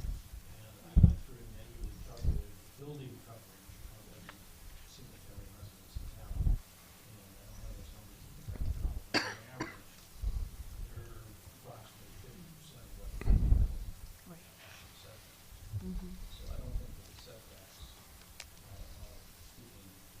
Right. impose a significant restraint on bump outs. Or bump outs. Bump up, she said. Yeah, okay. That's more my concern, is up rather than out, so. Yeah, and that's, just 3 years ago, that bump up was exactly the scenario that was placed, and Yep. it hadn't been calculated or projected by the data at that time. There was no data. It was just a phone call. This is happening now. What does the ordinance say, and how can you protect my right as a neighbor, and how is this going to impact the community at large if you all don't get busy? I said, I don't have an answer for you. I'm going to call the building inspector and I'll get back to you. So that's the only motivation behind this moratorium. It's a tool that it should not be used lightly. It's a tool that should only be used for protection, that in order to protect against consequences that you really can't undo once they're in place. You can't make somebody unconstruct a bump out. That's the only take I took on this, was you really can't stop them from building extra rooms for more living space for more occupants. So the only thing this would not cover, I'm just trying to understand, is if someone had a current owner-occupied house and they decided they're going to turn this into a rental, and they're going to go ahead and bump up or bump out either way. So, I mean, this would not cover that, and I don't know any way. You mean like if JP Well- and I wanted to turn our home into a rental? Yeah, and it isn't a rental now. It's not a rental now, so under the rule, you're a brand-new renter, a brand-new landlord. No, but property. you're applying for a building permit Oh, for a current owner-occupied no, building. owner-occupied, no. Yeah. If you're owner-occupied. So I'm just saying what this doesn't Benji cover. needs an extra room. And I don't know how, I think it's rare. Completely but- unrelated, a year later, you decide to make it a rental. Yeah. Yeah. So. And you said it doesn't cover that, right? Yeah, and I'm just understanding where Me too. where the exceptions are. I don't have a particular opinion on that. That's just going to And happen, and just to you can't do clarify- everything. Procedurally, Steve, help me out here, but I'd like to amend, not even, can I amend? I proposed this moratorium to December 31st, 2017, just so that there's more certainty at this council table, that by December 31st, 2017, this moratorium lifts. Yeah, I think when you move adoption, you can just make that clarification. Yeah. Okay, so that's, Chris can change that. okay, so clarified. Do I need a second? Or can it just be clarified? Are you okay with that, Steve? Well, has there been a motion to? Yeah, is there a motion to adopt I'm the? assuming, Sylvia, you just made a first. I made a motion to amend. We have to, Well, we Okay, make got a it. motion Okay, to adopt. I'll make a To motion to adopt. adopt. And I'll second that. And I think you can just say as a part of your motion to adopt 1728 with the change is what's printed to expire December 31, 2017. As Exactly stated by Steve s- stated. Okay. And you second that, Dottie? Yeah. Okay, there's a motion and second for 1728. Discussion, further discussion? I will vote against this moratorium. I don't think it's necessary. I think it protects very few people, and there's some inconsistencies in my mind in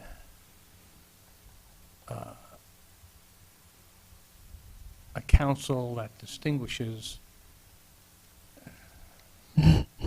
between commercial development and people who want to earn money on renting properties. And I understand there's a practical difference in the impact on neighbors, but what this council, I think, needs to do is to take a visioning approach towards how it wants to grow commercially, how it wants to allow rentals to grow, to put adequate limits on commercialization, but a planned approach. ad hoc approach to commercialization or rental is not an approach that's going to be in the best interests, I don't think, in the long term, though some will think that the invisible hand is going to take its course no matter what. I don't. I think we should, as a council, even have a visioning project, as we did with the streets and byways, to talk about how we want to see this community commercialized, where we want to see rental properties if we can do something like that, and then invite people in to help us do what we vision, not proceed in the ad hoc fashion that we are likely to proceed in otherwise. So I will vote against this. Any other discussion? Okay, roll call vote. Casada? Aye. Haverkamp? No. Lane? Aye. Maher? Aye. Zimmerman? Carries. Carries. That's what you have to say. Sorry, I was doing Is that on the amendment or is that on the? No, there was the motion itself. That was Resolution 1721, first 28. reading. Yep. Only Yes, Only only reading. reading. Only reading. And you're right, it does carry. 3-2. Is someone going to contact Terry Gerd, or would you like me to do that, or how would you like to proceed? I think Stan is luckily still here, so Stan will contact Terry for us. Will you, Stan? Thank you. Okay, so we'll go to the Zoning Commission report. Pat Bowers here. Thanks, Pat. Welcome. I wanted to thank Clerk Anderson for getting the minutes of last Tuesday's meeting out to all of you, and also accordingly speak very briefly about that. Those minutes were distributed to you. We have, at Tuesday's meeting, we kind of finished up the last of 5 statute of ordinances that we've been working on for since last summer. And Mayor Fromm sent out a save the date. She indicated that next Tuesday at 7:15 had been a time that you'd set aside that was now available for a work session. 3 of the 5 zoning commissioners will be there, but this has been very much a consensus process.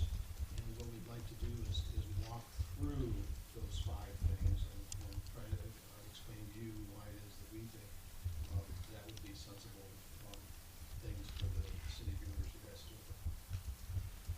I will get those out to you by the end of the day tomorrow, first thing Thursday. I still have a few outstanding tweaks. As soon as I get them all public, get those out to you along with the covering memo as well as some supporting information which you needn't read in its entirety, but it will be there. The other thing we did was get started on the University Lake Partners proposal. And it was very much kind of a preliminary discussion in which members of the zoning commission identified for the developer the concerns they have that they would want to have addressed as that development becomes more developed, the proposal becomes more developed. We, as the minutes indicate, we're in a position to fast track this if that's consistent with the developer's capacity to keep up with that schedule. NPOJC is doing a traffic report on the access issue at the north end of the property, which I think we saw as kind of a linchpin. If that doesn't fly, then nothing else will. But assuming that something there is manageable, then an intermediate meeting in July with something more like the OUP PUD plan with some elevations and floor plans and whatnot. And then again, assuming that NPOJC is capable of turning around and getting us a full 10, 12-page report of the sort they did for OUP, we would be in a position, I'm not sure about the exact date, but early in August to have taken final action. There would be notice to, mail notice to everyone in town around the 4th of July if we hold to this schedule. So 3 meetings to come. We've been trying to economize, and we've been meeting without a city attorney or a city engineer. But my suggestion would be that, given the complexity of this proposal, we just ask kind of council's permission to see, to the extent they're available, have the city engineer and the city attorney attend those meetings. That makes a lot of Question. sense.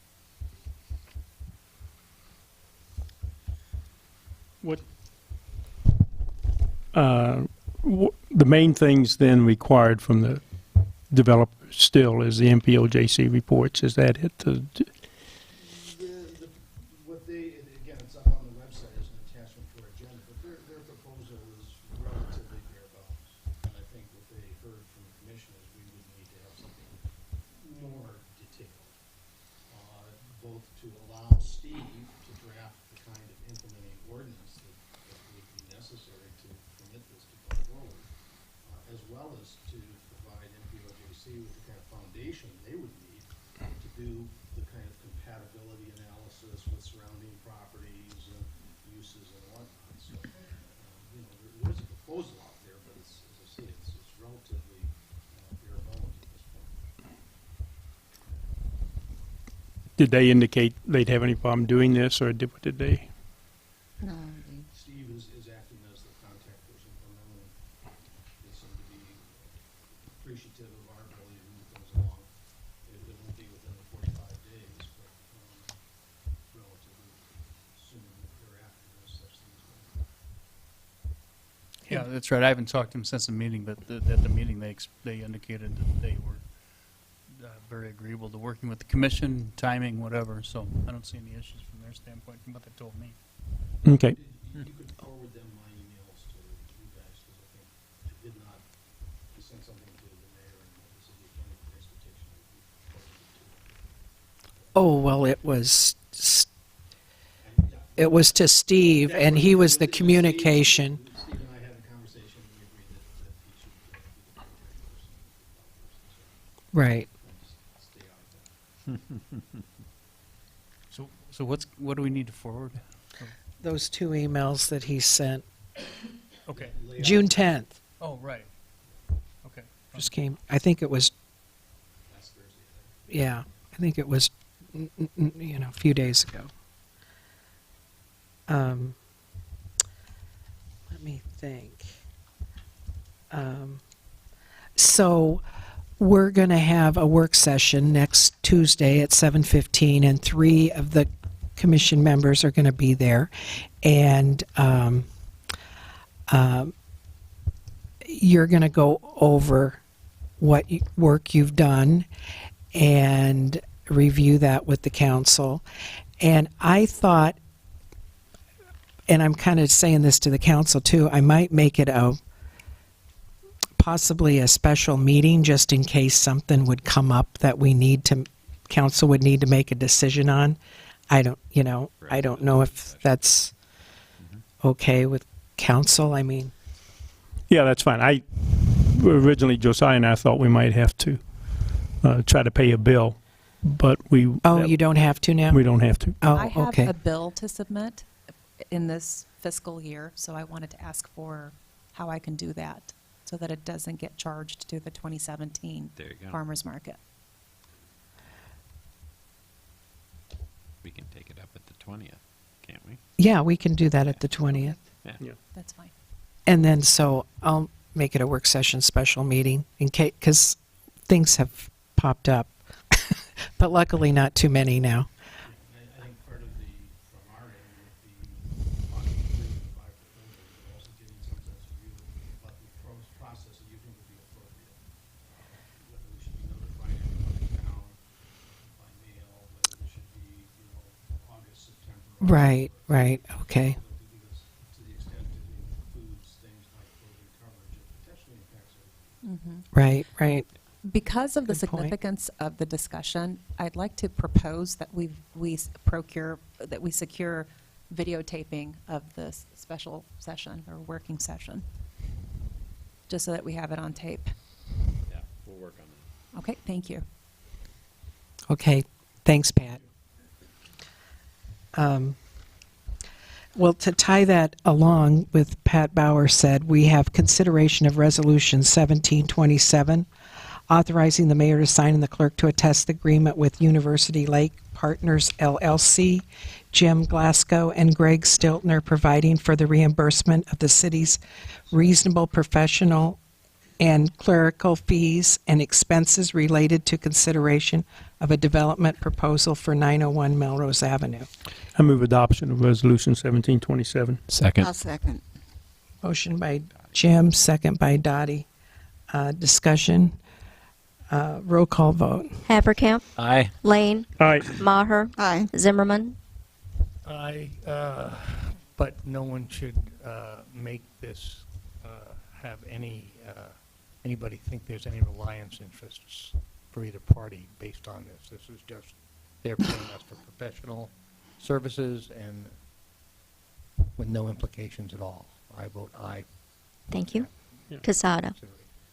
I think it makes common sense that the city get reimbursed. We did that historically for a number of other developers, and I think why should we be giving away free legal services? So Is I'm that an voting in aye? favor. Yeah, long one. Carried. Okay, thank you. Next, Steve Ballard's going to give the legal report.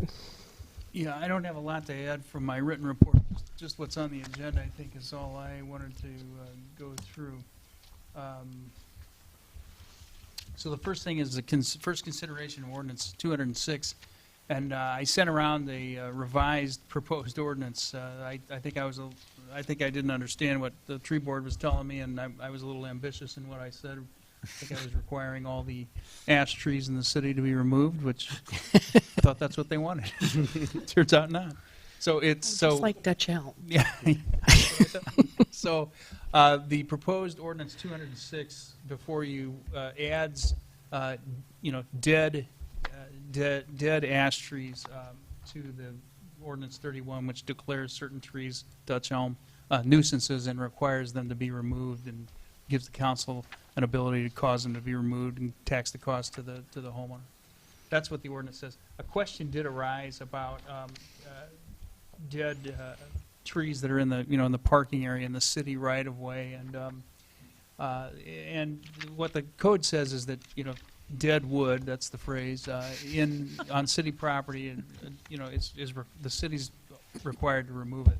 In the past, what the city has done, if something is just flat out dead, the city has paid for it to be removed.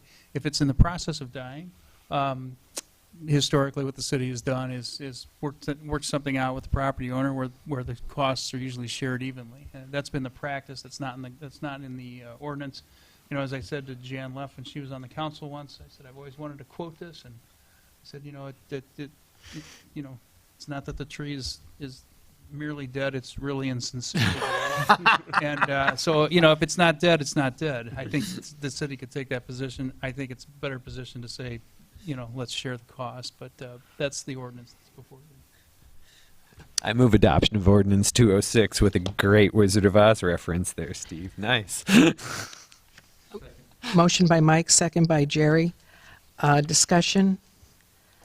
Roll call vote. Lane. Aye. Maher. Aye. Zimmerman. Casada. Aye. Haverkamp. Aye. Carried. And Virginia Miller and the tree board, and she's the chair of the tree board, has a handout flyer that she and the tree board have prepared and will go out in the next, there's no, emergency situation right now, but it'll go out in the next month or so. And this explains this, and it explains right away tree issues and on private citizens' property, and beginning to identify if you do have ash trees, that type of thing. Anyway, it's very well done. So that'll be coming. Yeah, and I might add, and this might Yeah. be in what Virginia sends, but when I talked with Virginia today, and I think the source of my misunderstanding, this effort this really isn't an emerald ash borer effort, which is what I guess I assumed it was. It's a safety issue. If you have a dead ash tree, it could be a safety, and that's why we want to get them out of there. So it's not a matter of whether there's ash borer infestation or presence or that sort of thing. So I thought because it would, contaminate more trees. I would encourage you to talk to Everywhere's Virginia. infested. 'Cause that's I kind figured you don't want an infested tree lingering in the property too. It's going to happen anyway. Yeah. The bigger issue is that the way it damages, it becomes weak, and it's much more expensive to remove, and it's much more dangerous to remove if it's completely dead. Oh, because That's- you can't climb up too. Yeah. And the limbs shatter Mhm. when they drop. Wow. So Yeah, safety. it's a mess. Okay, Steve, you have some transit issues? Yeah, so Resolution 1725 is a renewal of the 2080 agreement with the city of, the city of Iowa City for the provision of transit services at a rate of $37,622.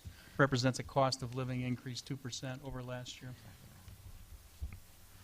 I move adoption of Resolution 1725. I second. Motion by Mike, second by Sylvia. Discussion? Roll call vote. Maher, Discussion, hold on. Discussion, you have I have a discussion? question to ask. How are we doing with the experience? Because I know we had switched to a different formula for, This is the next, that's the next resolution. That's seats. Yeah, This is the This bus. is the bus. all right. Yeah. Okay, any other questions? Sorry about that. Okay, roll call vote. Maher, Aye. Zimmerman, Casada, Aye. Haverkamp, Aye. Lane, All right, carried. So the next item on your agenda is Resolution 1726. This is the seats renewal, and I don't have ridership data. I know that Brad Newman, who coordinates this for the MPOGC, indicated that it was still to the city's advantage Well, to go, keep the $25 per ride. and you just sent us something in the treasurer's reports, Lori, that the city refunded us money back because we'd had so few rides lately that money we had paid them we haven't been using. So I think it certainly has been to our advantage. That could change, but yeah, that they rebated back because they couldn't carry it at the end of their budget year. So we're doing well. We've saved a lot of money. I'd move adoption of Resolution 1726. And I'll still second. Okay, motion by Mike, second by Sylvia. yeah, just information, Sylvia, I think we budgeted 8,000, and we may not get to 1,000 this year. Yeah, I just wanted to know like how we were doing with experience, and I think Mike's comment Yeah. about we're not using it as often. Yeah, I Right. always said there were 4 in May. Yeah. In May. Okay, that's Yeah. fabulous. I'm just glad that the city offers this opportunity to our residents, and that Iowa City is interested in sharing that, cost-sharing that transportation with us. Okay, any other comments? Roll call vote. Zimmerman, Casada, Aye. Haverkamp, Aye. Lane, All right, Maher, Aye. carried. City clerk report. Chris, I think we looked at it for a minute there. We did. And we had Stan reporting, so it was a short report, clerk report, but sent out the building permits, which you also looked at, and the rental permits have not changed. And I will be working on getting the mailing out, have met with Stan already, and working on drafting a few changes to the brochure, which I will have Louise look at as chair of the committee, and then we'll get those printed and sent out. Can I request two things? One is the website needs to have an updated spreadsheet, I believe, of rental permits, the hyperlink. I send that to Mike. Okay, I usually update that in January and then again in June. okay. So I it's not typically monthly? I typically do it twice a year because it isn't that big. There aren't that many changes typically. Okay. So And then the second request is, can you submit a copy of the rental permit brochure? I think it's good for council to be aware of what information is being distributed to, There are copies out front in our hangar if they want to look at them right now. Also, the permit itself, and I will be putting the new ones there once they're printed. As super, thank you. those are for Citizens Council and anyone else who would like to have a copy. That's good to know. Thank you. Are there any questions for Chris? Thank you, Chris. Okay, Jim, you have Yeah. finance. A few things. finance, yeah, I'm going to cover the insurance piece first. We used to do insurance from April 1st to March 31st. Last year, we went and got a quote, and ICAP came in lower than A.W. Welt and Briscoe. Their workman's comp is July 1 to June 30, so we just extended for 3 months at current rates and then have gone back. So we need to renew on July the 1st. They've sent us workman's comp, which is up 12.9% from 8,000 to 9,000, basically. And the reason for that is our budget is quite a bit higher for police payroll.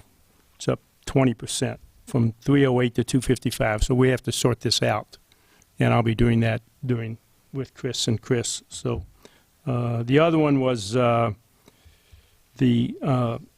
police vehicle, and that went from 10,271 to 11,058. I'm sorry, not police vehicle, liability, which included police vehicles and this extra new building and that sort of stuff. So that's up 7.7%. There are now 4 police vehicles on the policy, and we should only have 3. Chris Lyons said the 4th one is still here, but is part of the lease. They're supposed to come and take it. Is that not right, Chris? I mean, we only have 3 cars. The new one hasn't come yet. When it does, the old one will leave. Okay, so then we'll take it off. So I've told him to make it 3. So that's where we are around that particular part. It was interesting.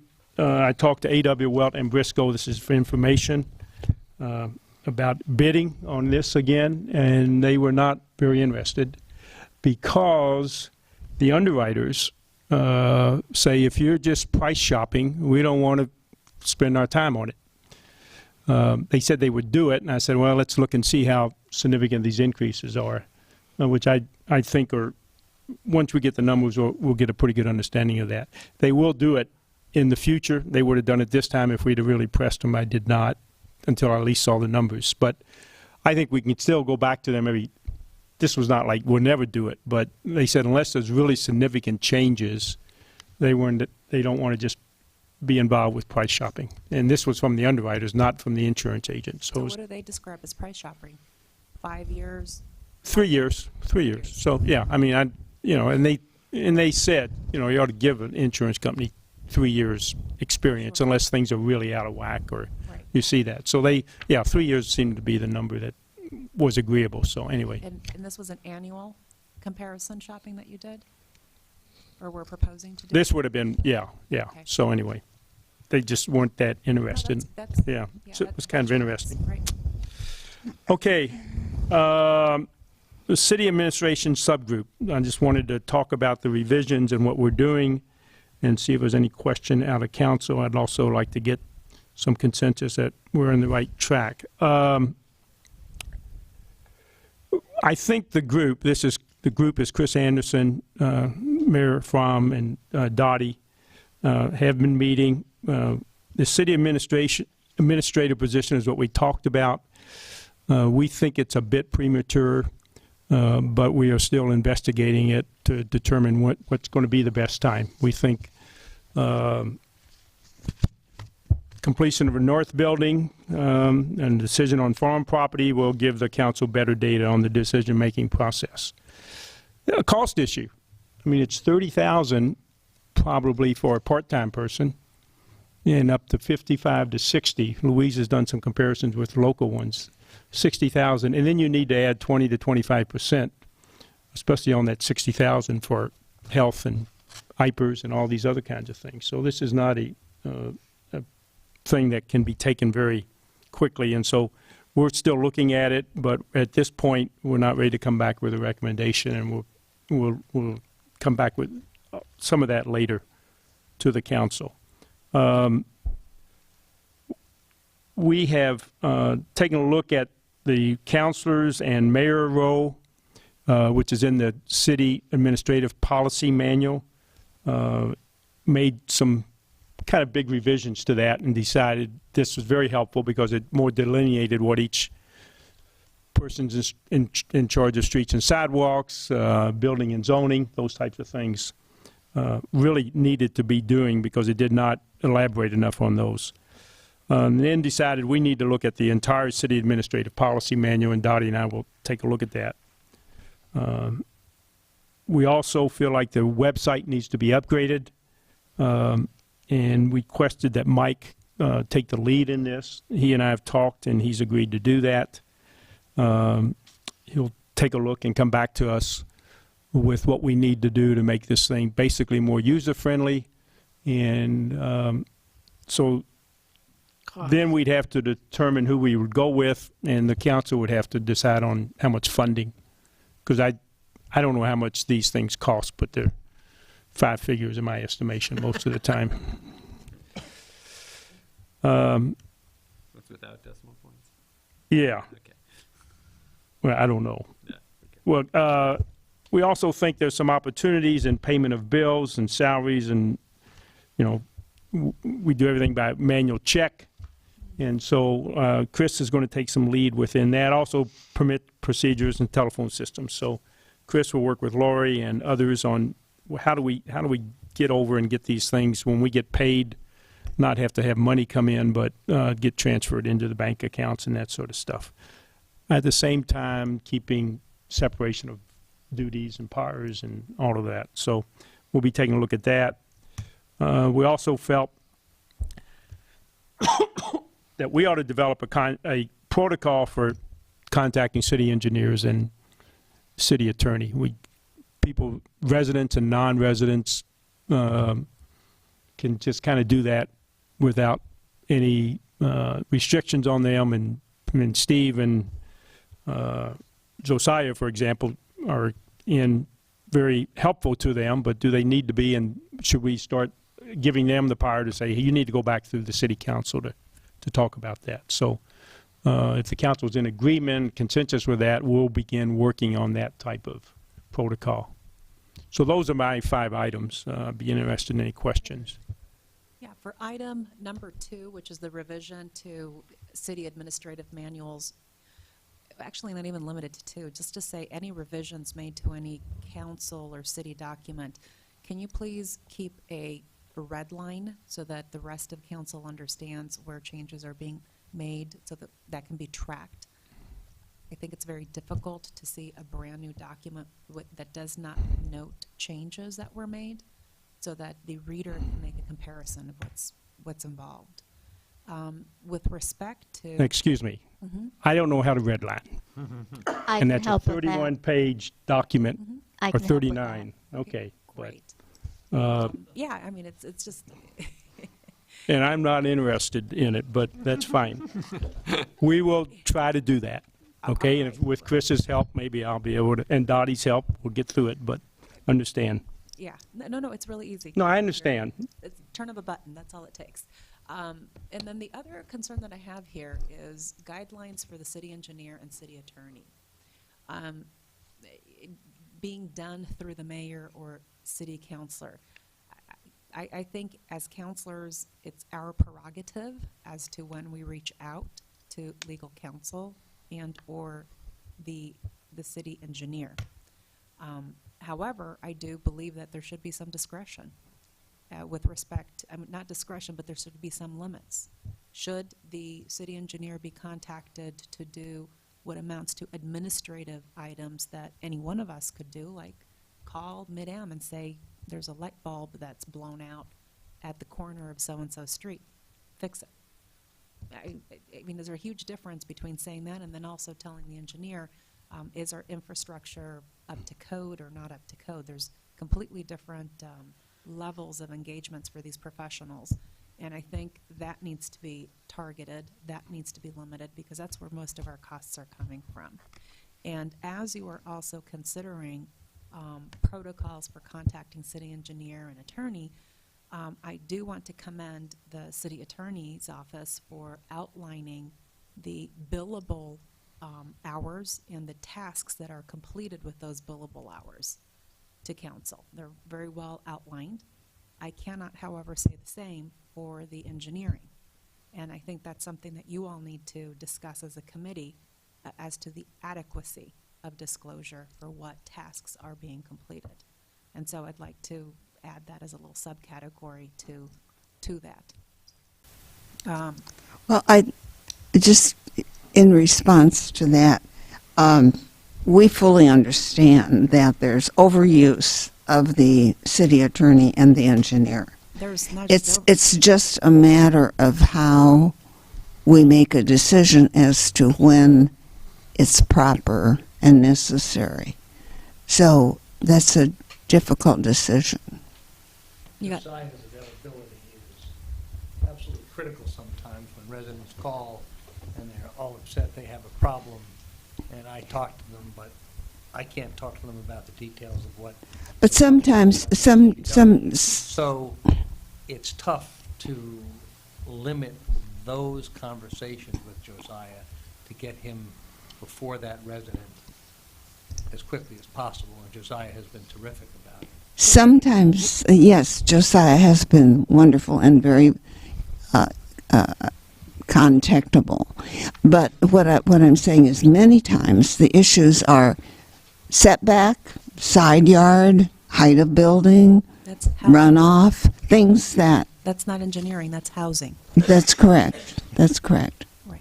So a matter of distinguishing when to bother is, And along with number 5, which is when to use the engineer, another issue that I'm not seeing up here, and maybe because it hasn't been brought up, is, most of the work that the city engineer sometimes performs often leaves me thinking it's more of a city maintenance type of a person, or I would say a maintenance or of a repair nature. For example, the sidewalk inspections that take place by the engineer, and correct me if I'm wrong, Josiah, but the engineering department does do those inspections, right? Yeah, to issue the repairs. Yeah. To issue repairs, determine the repairs. That is done by other smaller communities in Iowa by a maintenance department or a catch-all department that knows how to read the technical specifications that are issued under the whatever code that the engineers use to demand, the building standard to. So I'd like to have you all also include in your consideration the appropriateness of the city having a contract with a firm that could perform general maintenance at a much lower price than some of the services that we are right now paying for through a city engineer firm that is a full-service firm, but not necessarily one that should really be involved in doing maintenance-level work.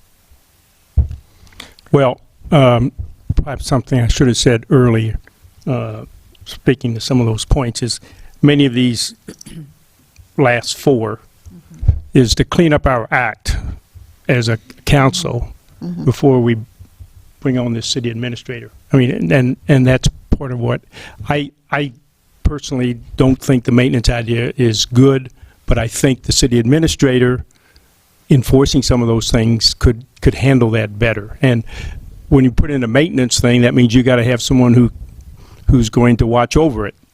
And who's that going to be? Probably the city engineer. So At a city engineer rate? well, who else is going to do it, Sylvia? That's my point. And I'm not suggesting that we bring or hire an employee. I'm still continuing to suggest that the better plan, given the fit and size of our community, is an independent contractor. Well- That's what other small cities have. They can't afford full-time employees and IFRS and health insurance and all sorts of other expenses, right? So they subcontract out the work. What I'm suggesting is that there's cost savings to be evaluated from shifting away at the hourly fee of the engineer into a lower paying fee of someone who can accomplish the same task. And my concern is supervision. And we need to move towards having someone who can supervise it other than one of the 5 of us who, I'm not addressing that at all. well, I am. As this thing turns over, we need to get a city administrator who allows more flexibility in handling all of these types of things. But I mean, I'm not against the maintenance thing, but we need to put the city administrator tasks and understand that, and that's a task that the supervision of that group would be very helpful for that. The way I interpret your comments, and if I'm misinterpreting, tell me, Please do, yeah. is that if there was a city administrator, you'd be confident that these things might be able to be contracted out in another way because it would be handled professionally by an administrator who oversaw that process.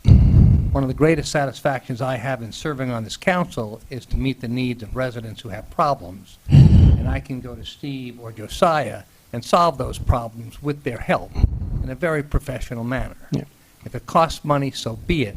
It takes care of the community, it takes care of the residents. I've been very satisfied with the outcomes. If a city administrator could do as well, I'll be very happy. Yeah, I think that would, and could, oversee this maintenance. I mean, that right now, that falls to Josiah at this point. And anything we use with Russ Boyer, Josiah's managing most of that, so. I think the city's entire structure, and I want to be very clear tonight, Yeah. the structure needs to be completely revamped, Yeah. reorganized. We're too old as a community to use the excuse that the same old is good enough. It's not. We're growing, we're changing, and we have been for a number of years, even before the Maxwell project came on board. And Well, I'm suggesting that we need to move a little bit more expansively and also be responsible fiscally as well as resourcing-wise. So I'm not suggesting that we just overexpend in one direction in order to cut dollars here or there. It makes common sense to hire the right people for the right job and not overpay for accomplishing the same task. And- that's and- all I'm requesting is that you all evaluate the need for a maintenance person who very likely charges a lot less, has the same, comparable technical experience to accomplish many of the tasks that are pretty routine and not significantly engineering involved in the things that we have done in our community. For example, flushing the Sylvia. at the garden center, flushing the garden center faucet thing. We had to call the city engineer to get that resolved, when in fact that could have been a clerk action, or it could have been a maintenance person action, but it involved engineering. And it's that type of wasteful spending that I'm seeing and that I would just like to have addressed, but not, I'm not saying eliminate your engineering department or trade them out. I'm just saying use them judiciously, carefully. It's the people's money. No, I agree, and that's why I think that's why I'm saying we're going to get to the city administrator position at some point, because that's the person who can best handle those types of things. So I guess not to get lost in this is, again, I would have some difficulty in accepting that my calls to the city attorney and/or the engineer should be screened by the rest of council. I think if you come up with some general guidelines that are broad enough. That's what we're doing, Sylvia, that's what we're doing. Yeah, I don't see us restricting I see them, what I'm trying to do is get people to go through the counselors and the mayor rather than going directly to Steve and Josiah on some points, and Steve and Josiah being able to say, and they'll be able to tell if they'll be referred back or if they should handle it themselves. May I make one point to that? Yeah. To address your concerns, I can speak to previous councils where the chair of each committee took on more of those duties that you were referring to, especially the flushing of the hydrants. Virginia took that upon herself to get all of that done. So historically, it is the chair of the committee that does some of those, what you call administrative type items. So that should be disclosed in the job roles of the counselors, right? Which is what we've added. If you'll go to Google Docs, you'll see the changes that we've made and on the rows, and we welcome any additional ones. I took each of the subcommittee, of our responsibilities and added quite a bit on some of those. So, anything else? Well, we'll continue to work. Continue to keep you informed, and get back to you. Thank you very much. Thank you, Jim. The treasurer's report, Lori sent the warrants, and are you going to post them? Oh, yeah. I mean, since we've got this great system. And sicknesses. Zooming down to the warrants. Just watching. it's okay. I looked them over. I'm sure that they looked them over.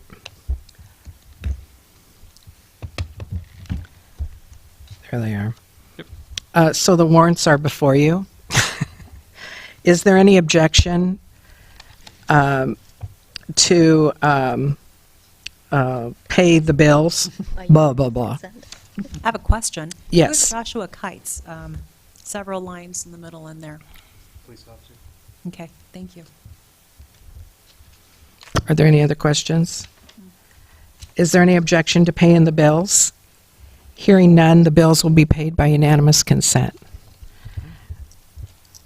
Okay. Now, I have something I want to ask the council if the city attorney at the end of the agenda has recommended to meet in closed session.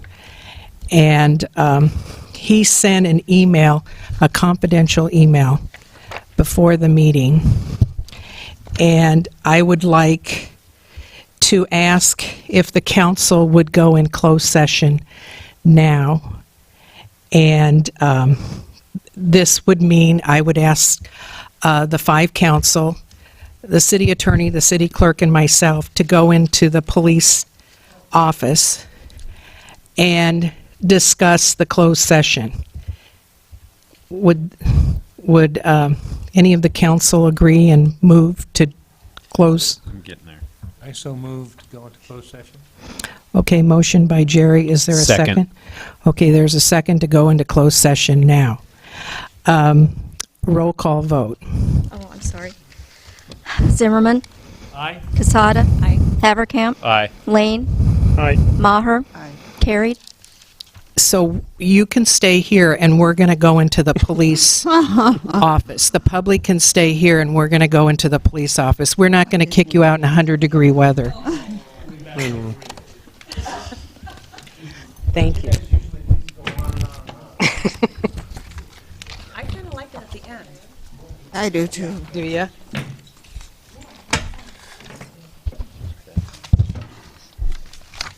Fine. Okay, so that's paused. 2 requests. One was, when we were short-staffed, a few of the reserve officers have been helping out. I would request that we pay them, I don't know, something like $15 an hour, just in this period where we don't have enough officers.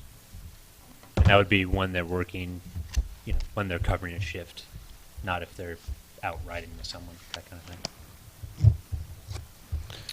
Specifically Jake Mussman and James Sandifer. Those are our 2 certified reserve officers. I move that we pay our 2 certified reserve officers for covering complete shifts. Second. So their current salary is $1 a year? $2 a year, yeah. So we're gonna pay them at $15 an hour. I mean, is it possible to covering a shift? to do that, to just pay them while covering a shift, but if they're riding with someone not? What do you think, Lori? I know that other departments do it, but I don't know what the, I'm more concerned about making them change their employment status here. They have to make a certain dollar amount in, I don't remember what it is off the top of my To get head. IPERS. Like Harold has to be paid, and he's not allowed to opt out as much as he makes with this, 5,000, 4,800 or something like that. Yeah, what kind of salary are we, what's the total amount of money we're talking about? I guess it would be until, I'd have to calculate that. I guess it would be until December when we could have mostly back to full coverage with full-time officers. So if they're covering, I think it would easily become like Harold's rate for amount of time. If they were doing 20 hours a week. How about I withdraw my motion pending we check some more information on that, on what we need for liability and responsibility and We could payment. put it on the 20th, the special meeting on the 20th, if you want more time to get information. What'd you say, Lori? Okay. So both Mike. Okay. Yeah, I'm concerned IPERS healthcare unemployment. That's right. Well, Yeah, still be part-time. pardon? Yeah. It would still be under That'd be 30 IPERS. hours. It'd be Yeah. IPERS. IPERS, and then unemployment insurance, if they were reverting back to a reserve officer making $2 a year from where you were. I don't know how that affects unemployment and that sort of stuff, so. Okay. Well, we can get that answer. Yeah, that would be helpful. And, yeah, If we can do it, we'll do it on the 20th then. Okay, so you both agree, Jerry and Mike, to drop your motion in second? Okay. And then you wanted to talk about vacation Oh, just that- carryover? Since it was the council's voted on the policy that, you know, you had to use your vacation days by the end of the fiscal year, that Simcox and I be just allowed to carry over or pay out part of our vacation, since we won't be able to take as much. Probably none. Should we have a motion on that? I think so. I move that we allow Vacation. Officers Lyon and Simcox to either carry over a portion of their vacation or be paid out for that portion which they can't take. Is there a second? Second? Second by Jerry. All in favor? No? No, I Discussion? would be kind of No? nitpicking here, but how many weeks of vacation do you get, and how many have y'all taken to date? I'd have to look it up. I bet we've used, I'd have to look at Lee. I think I've used about half of mine. And how many? It was how much is that? 170 hours total. Probably 50. You've used 35 to, Yeah, something like that. so you have a week left, or basically. Yeah, about a And week, here's, yeah, I don't mind paying out a week's worth. It's when we start getting above that. Bunch, right. So I would only urge you. Well, you could you just cap it at, like, allow us to move or pay out a week, but not We'll more? pay out a week and expect you to take care of the rest. That works. Okay, and that's added in your motion and your second? If I could, though, I think that's the ideal situation, if they can, in fact, take it. If they can't, because it puts the safety of the city in jeopardy, because there's no one to cover, I think that's a problem that we have to face. Pay out a week, yeah. But they either carry it or pay it, yeah. Well, let's assume we'll pay out a week, and if that's an issue, They'll come back. come back to us. That's- And I'll Okay. be more. Yeah, no, I know. It doesn't really change the budget though, because they would be getting paid out. No, I understand, yeah, yeah. I guess it does. No, it's just the principle around vacation. That's When right. I see what happens at some government institutions, it bothers me. Any other discussion? All in favor, say aye. Aye. Aye. Opposed, say no. Motion carries. Then we have committee report, but we'll just go down to consideration of Resolution 1713, appointing Chris Lyon as Chief of the Police of University Heights Police Department. I'd like to table that motion until next month. I'll second. Okay, motion by Mike to table and second by Sylvia. All in favor, say aye. Aye. Aye. Opposed, say no. Okay, motion carries. It's tabled. Streets and sidewalks. Did you have anything today other than, I know that Mike and Dottie were going to talk about the complete streets policy. Yeah. So let's go ahead with that. The other thing is, there was a request to walk around and make sure the bushes weren't interfering with visualization of intersections. I was going to do that last week, but we had- Now that it's really hot, now's the time to go we do had it, some Jerry. issues, so we couldn't do it, but I'll plan on doing that after I speak to somebody who knows what they're doing. I appreciate that, Jerry, because I can't walk around right now. Thanks, Jerry. Pat Yegi's the person to talk Right, to, and yeah, She has an umbrella. Thank you. to do the 8-foot height. Yeah. Yeah. Um, Okay, yeah, thank you. Complete streets. Yep. Yes. We shared the Complete Streets document. This is something that we'd shared with you last month just to say we were going to talk about this. This is a document that basically when we applied for our bike-friendly city status, this is one of the things that the League of American Cyclists say could get us toward silver. Currently, Iowa City has a complete streets policy. Coralville has a complete streets policy. The MPOJC has a complete streets policy. This language, and Josiah helped put this together, and we tailored it specifically for University Heights. This is in line with all of those other entities that basically says, as we do street projects and other projects within town, we will consider all modes of transportation, walking, biking, likewise, that we are working to provide an interconnected network. There's not a whole lot in here that is very controversial or even interesting. But there are a few things under implementation where it talks about new streets and reconstructed. We will implement complete streets, meaning that if they are arterial streets, we will work towards bike lanes. So we'll work towards things like that. We will make sure that all of our curb ramps are ADA compliant, which is a project that Josiah has worked on for several years with the city and has moved us in great stead.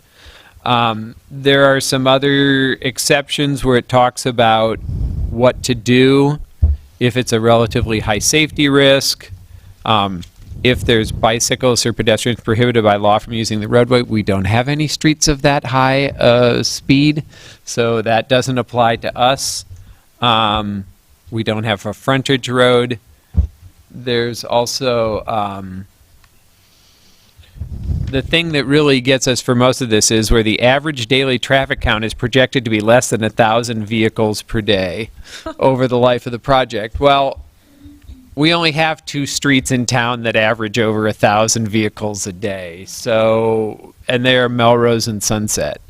There are some things in place that might prevent a complete street taking place on Sunset because of the way the curbs are aligned, because of the plantings we have. It says if there are things that are too expensive, on a project, it won't happen. The other thing that we talked about and kind of made for us is looking at some of those performance measures. The last 2, especially ridership within Iowa City Transit, CAM Bus, and Coralville, and the number of projects in which street trees are planted. That those are things that are pretty easy for us. Like I say, there's not a lot here that I think is very controversial or frankly interesting, but it does allow us to move forward with things like the wide space on Melrose, that it would be, with a complete streets policy in place, it's much easier for us to say we're going to vacate that parking on the south side of the road, realign the center, and put in bike lanes. And that's an easy first step for us. And it facilitates all of our other requests for monies. Right, and that's exactly right. Thank you, Dottie. I knew there was something else I needed to mention, that as we go for grants and other things, one of the things that many granting agencies will look at is, do you have a complete streets policy? So this is helpful. Josiah, anything else I missed out of all of that? No, I don't think so. I mean, I was following along. That's front to back. Yeah. I would move that we would adopt this as a complete streets policy for the city. And I second that. Motion by Mike, second by Dottie. Discussion. Let's see, adopt. All in favor, say aye. Aye. Aye. Opposed, say no. Okay, motion carries. Excellent. Then we go to engineers report. Josiah.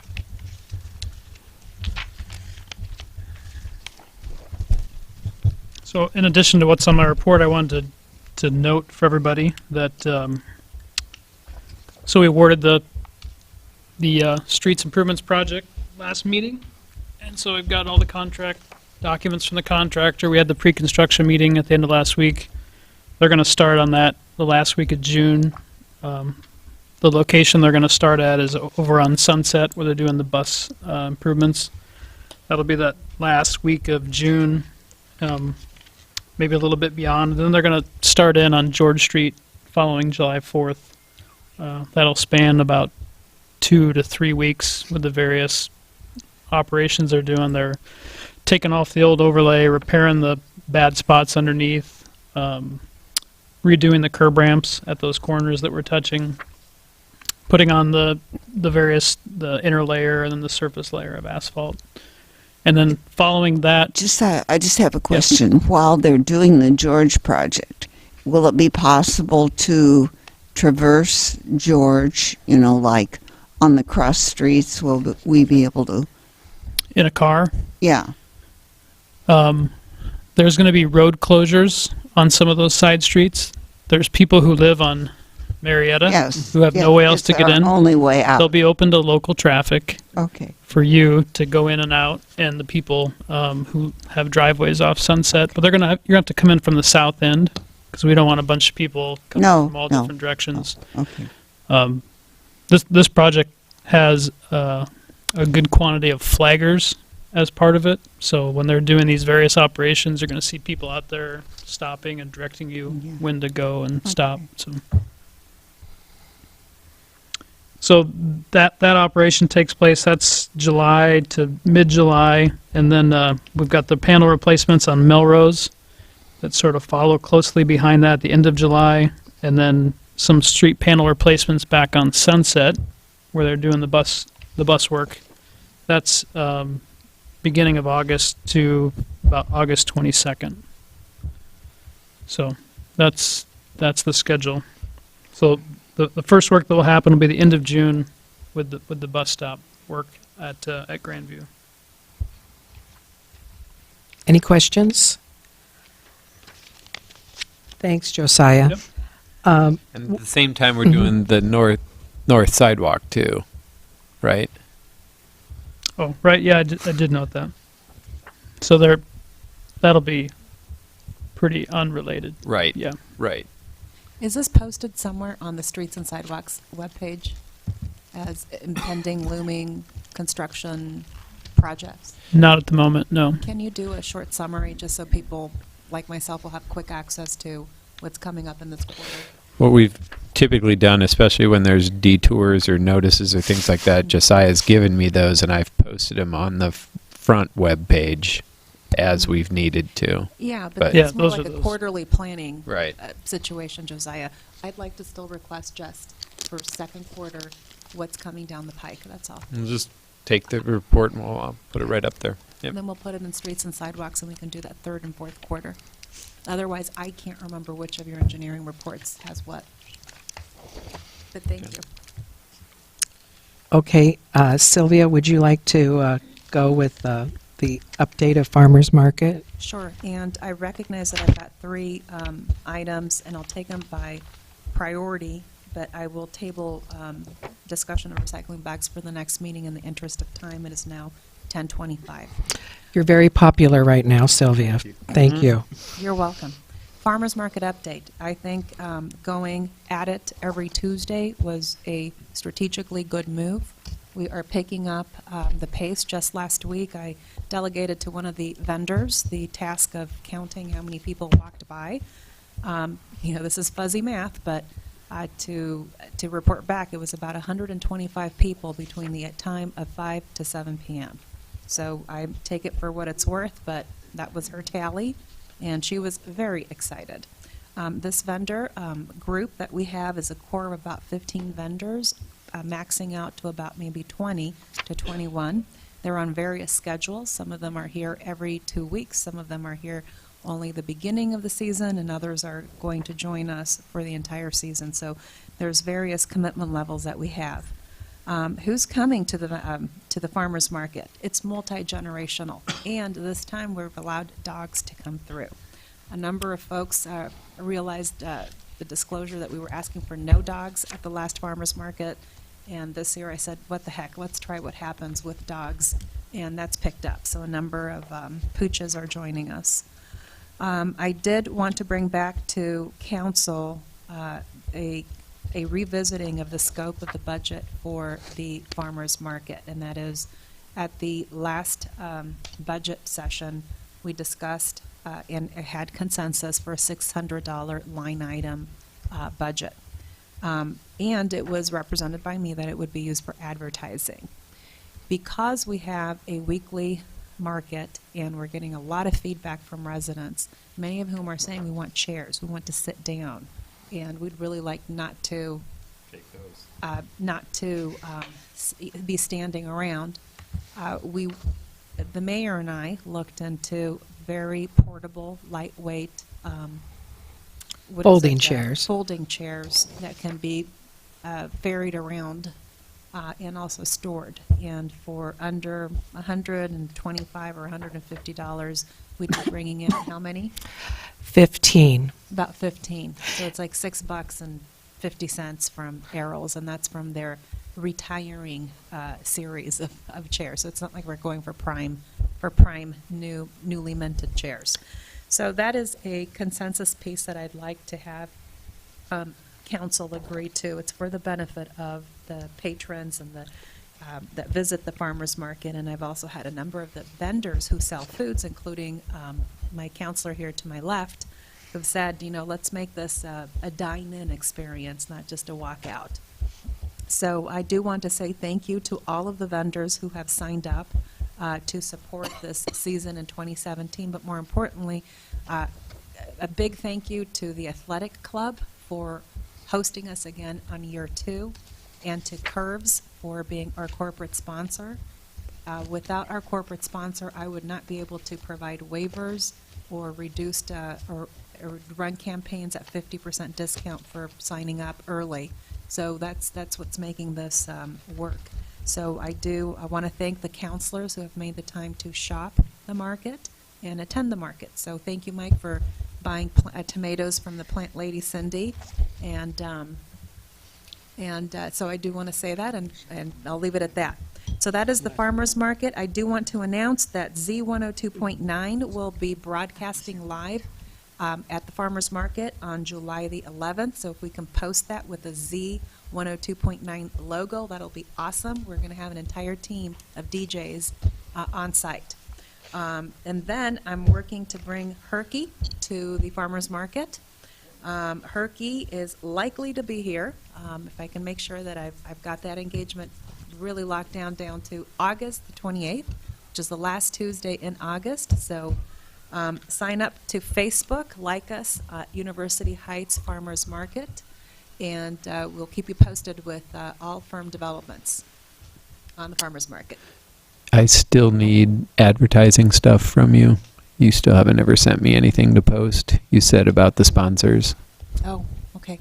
The logo and all that. Yes, Yeah. please. Or is there going to be a market on the 4th of July? No Okay. market on the 4th of July. Okay. And inclement weather continues to be probably the only reason we would not have a farmer's market in addition to the 4th of July. The heat wave has not kept our vendors away, so I hope that people will continue to shop at the heat wave that come in the future.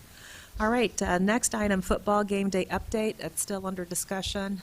Mayor and I continue to meet with individuals who we think have important information to share so that we can provide a better work product for this council. That includes the fire chief, that includes our housing inspector, and also the building inspector. And we still have a lineup of other individuals that we have yet to round up and get their opinion and best practices.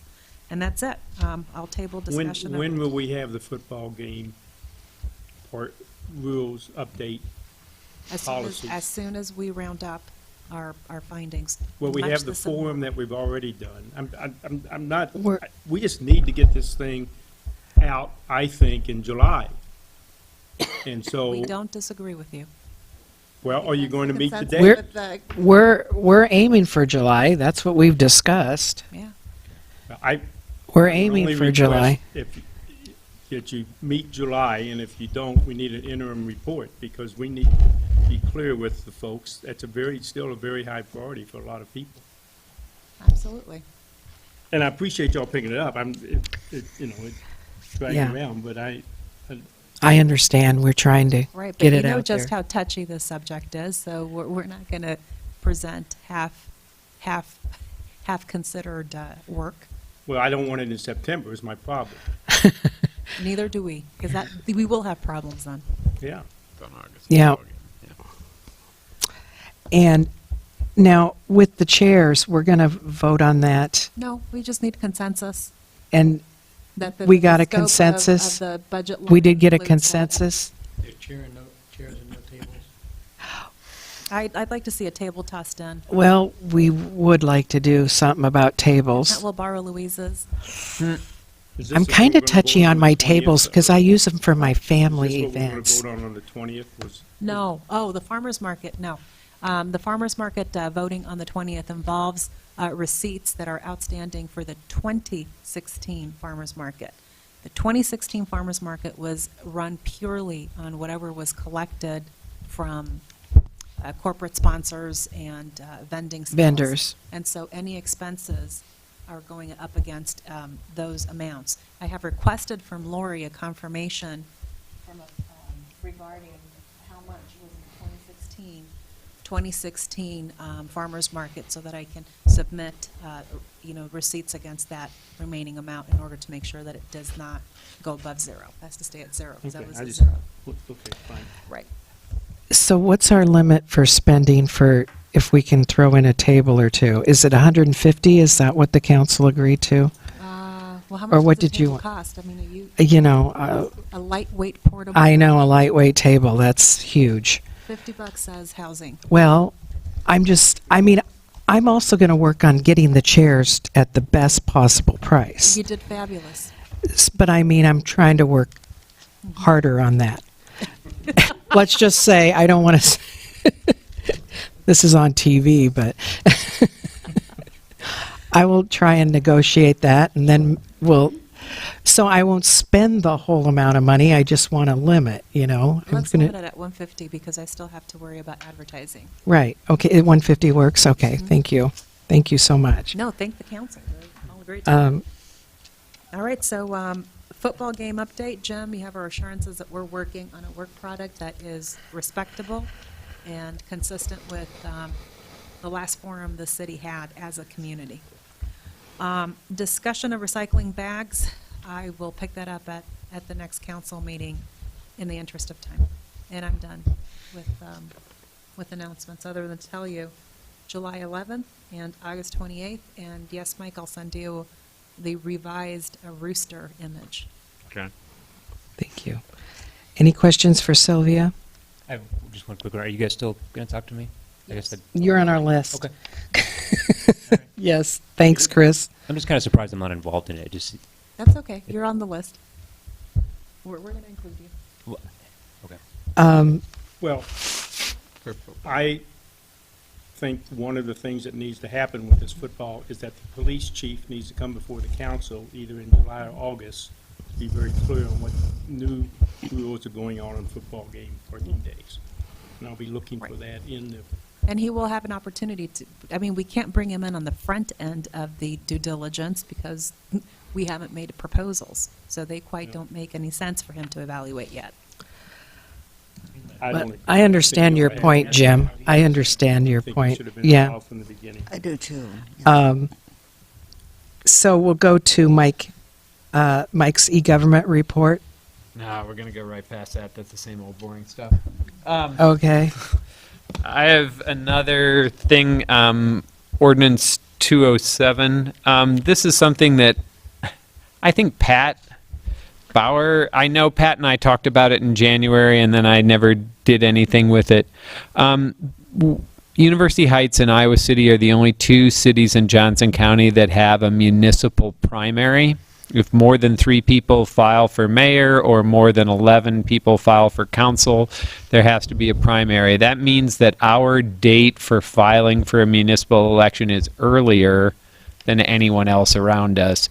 And it also means that we could possibly have an October primary as well as a November general election. Now that we are the owners of our voting site here, I think we should drop the primary, that there are fewer things to have to schedule. It makes it simpler for the auditor. State code allows you to say as many people file, they're on the ballot. As long as you meet the standards, you go with what you have and your highest vote getters win. So what Ordinance 207 is Steve just basically took code and made it nice and simple to follow. And I don't know, Steve, anything else you want to add to that?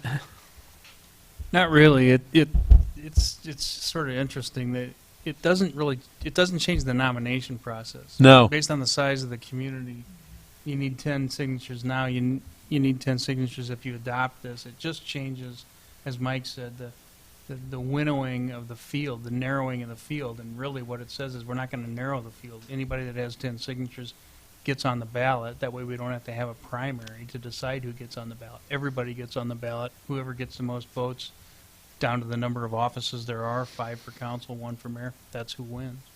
And as near as I can tell, we've never had a primary. We came close. We've come close. We've had 10 candidates, but never more. One who walked away. Right. So I think it makes it much simpler for us. This allows a September deadline to file for the November elections rather than an August deadline. To me, it's a simpler process. I would You wanna move make a adoption. motion? I would move adoption of Ordinance 207. First consideration. First consideration. Is there a second? I'll second. Okay, motion for first consideration by Mike and second by Jim. Further discussion? Why is Iowa City keeping theirs? They're crazy. Iowa City has a lot of other things that go on. They also have districts, and they have district seats and at-large seats. So they have a whole layer of complication that allows for that, because you could end up with and they've had district primaries as well as at-large primaries. Being a city of 70,000, I think there's some good cause for winnowing your field of candidates necessarily in a case like that I don't think is the same for us. Historically, why did University Heights adopt this in the first instance? It's a default more than an adoption, Right. you know. I see. So we don't really have a procedure that we've adopted. Right. And This we've would have only had been this one would have been what instance. standard code was And we've back. only had one instance where we had a possibility, but it didn't happen, right? Right. The gentleman walked in the door, asked how many people had registered. I told him, and he walked out the door. He did not Okay. want to So trigger. this hasn't historically happened then? No. Okay, No. so hasn't happened, probably won't happen. I think Jim Lane at the last has made comments that there's a tough time recruiting people for council, so doesn't seem like we'll be triggering this I think ordinance anytime soon. And I'll be honest, the other reason that I was bringing this now is that besides making it easier for us and not having to block off those dates, it does make it easier for the auditor's office, for them to have to not know until August 31st whether or not they've got to run an election in the first Tuesday in October doesn't give them a whole lot of room. Yeah, So- but the site location is always key.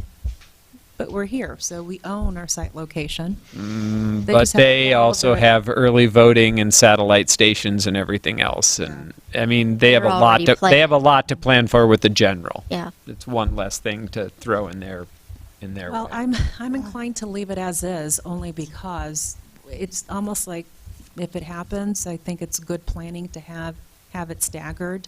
And if it doesn't happen, then we really don't have any loss or any damages as a community.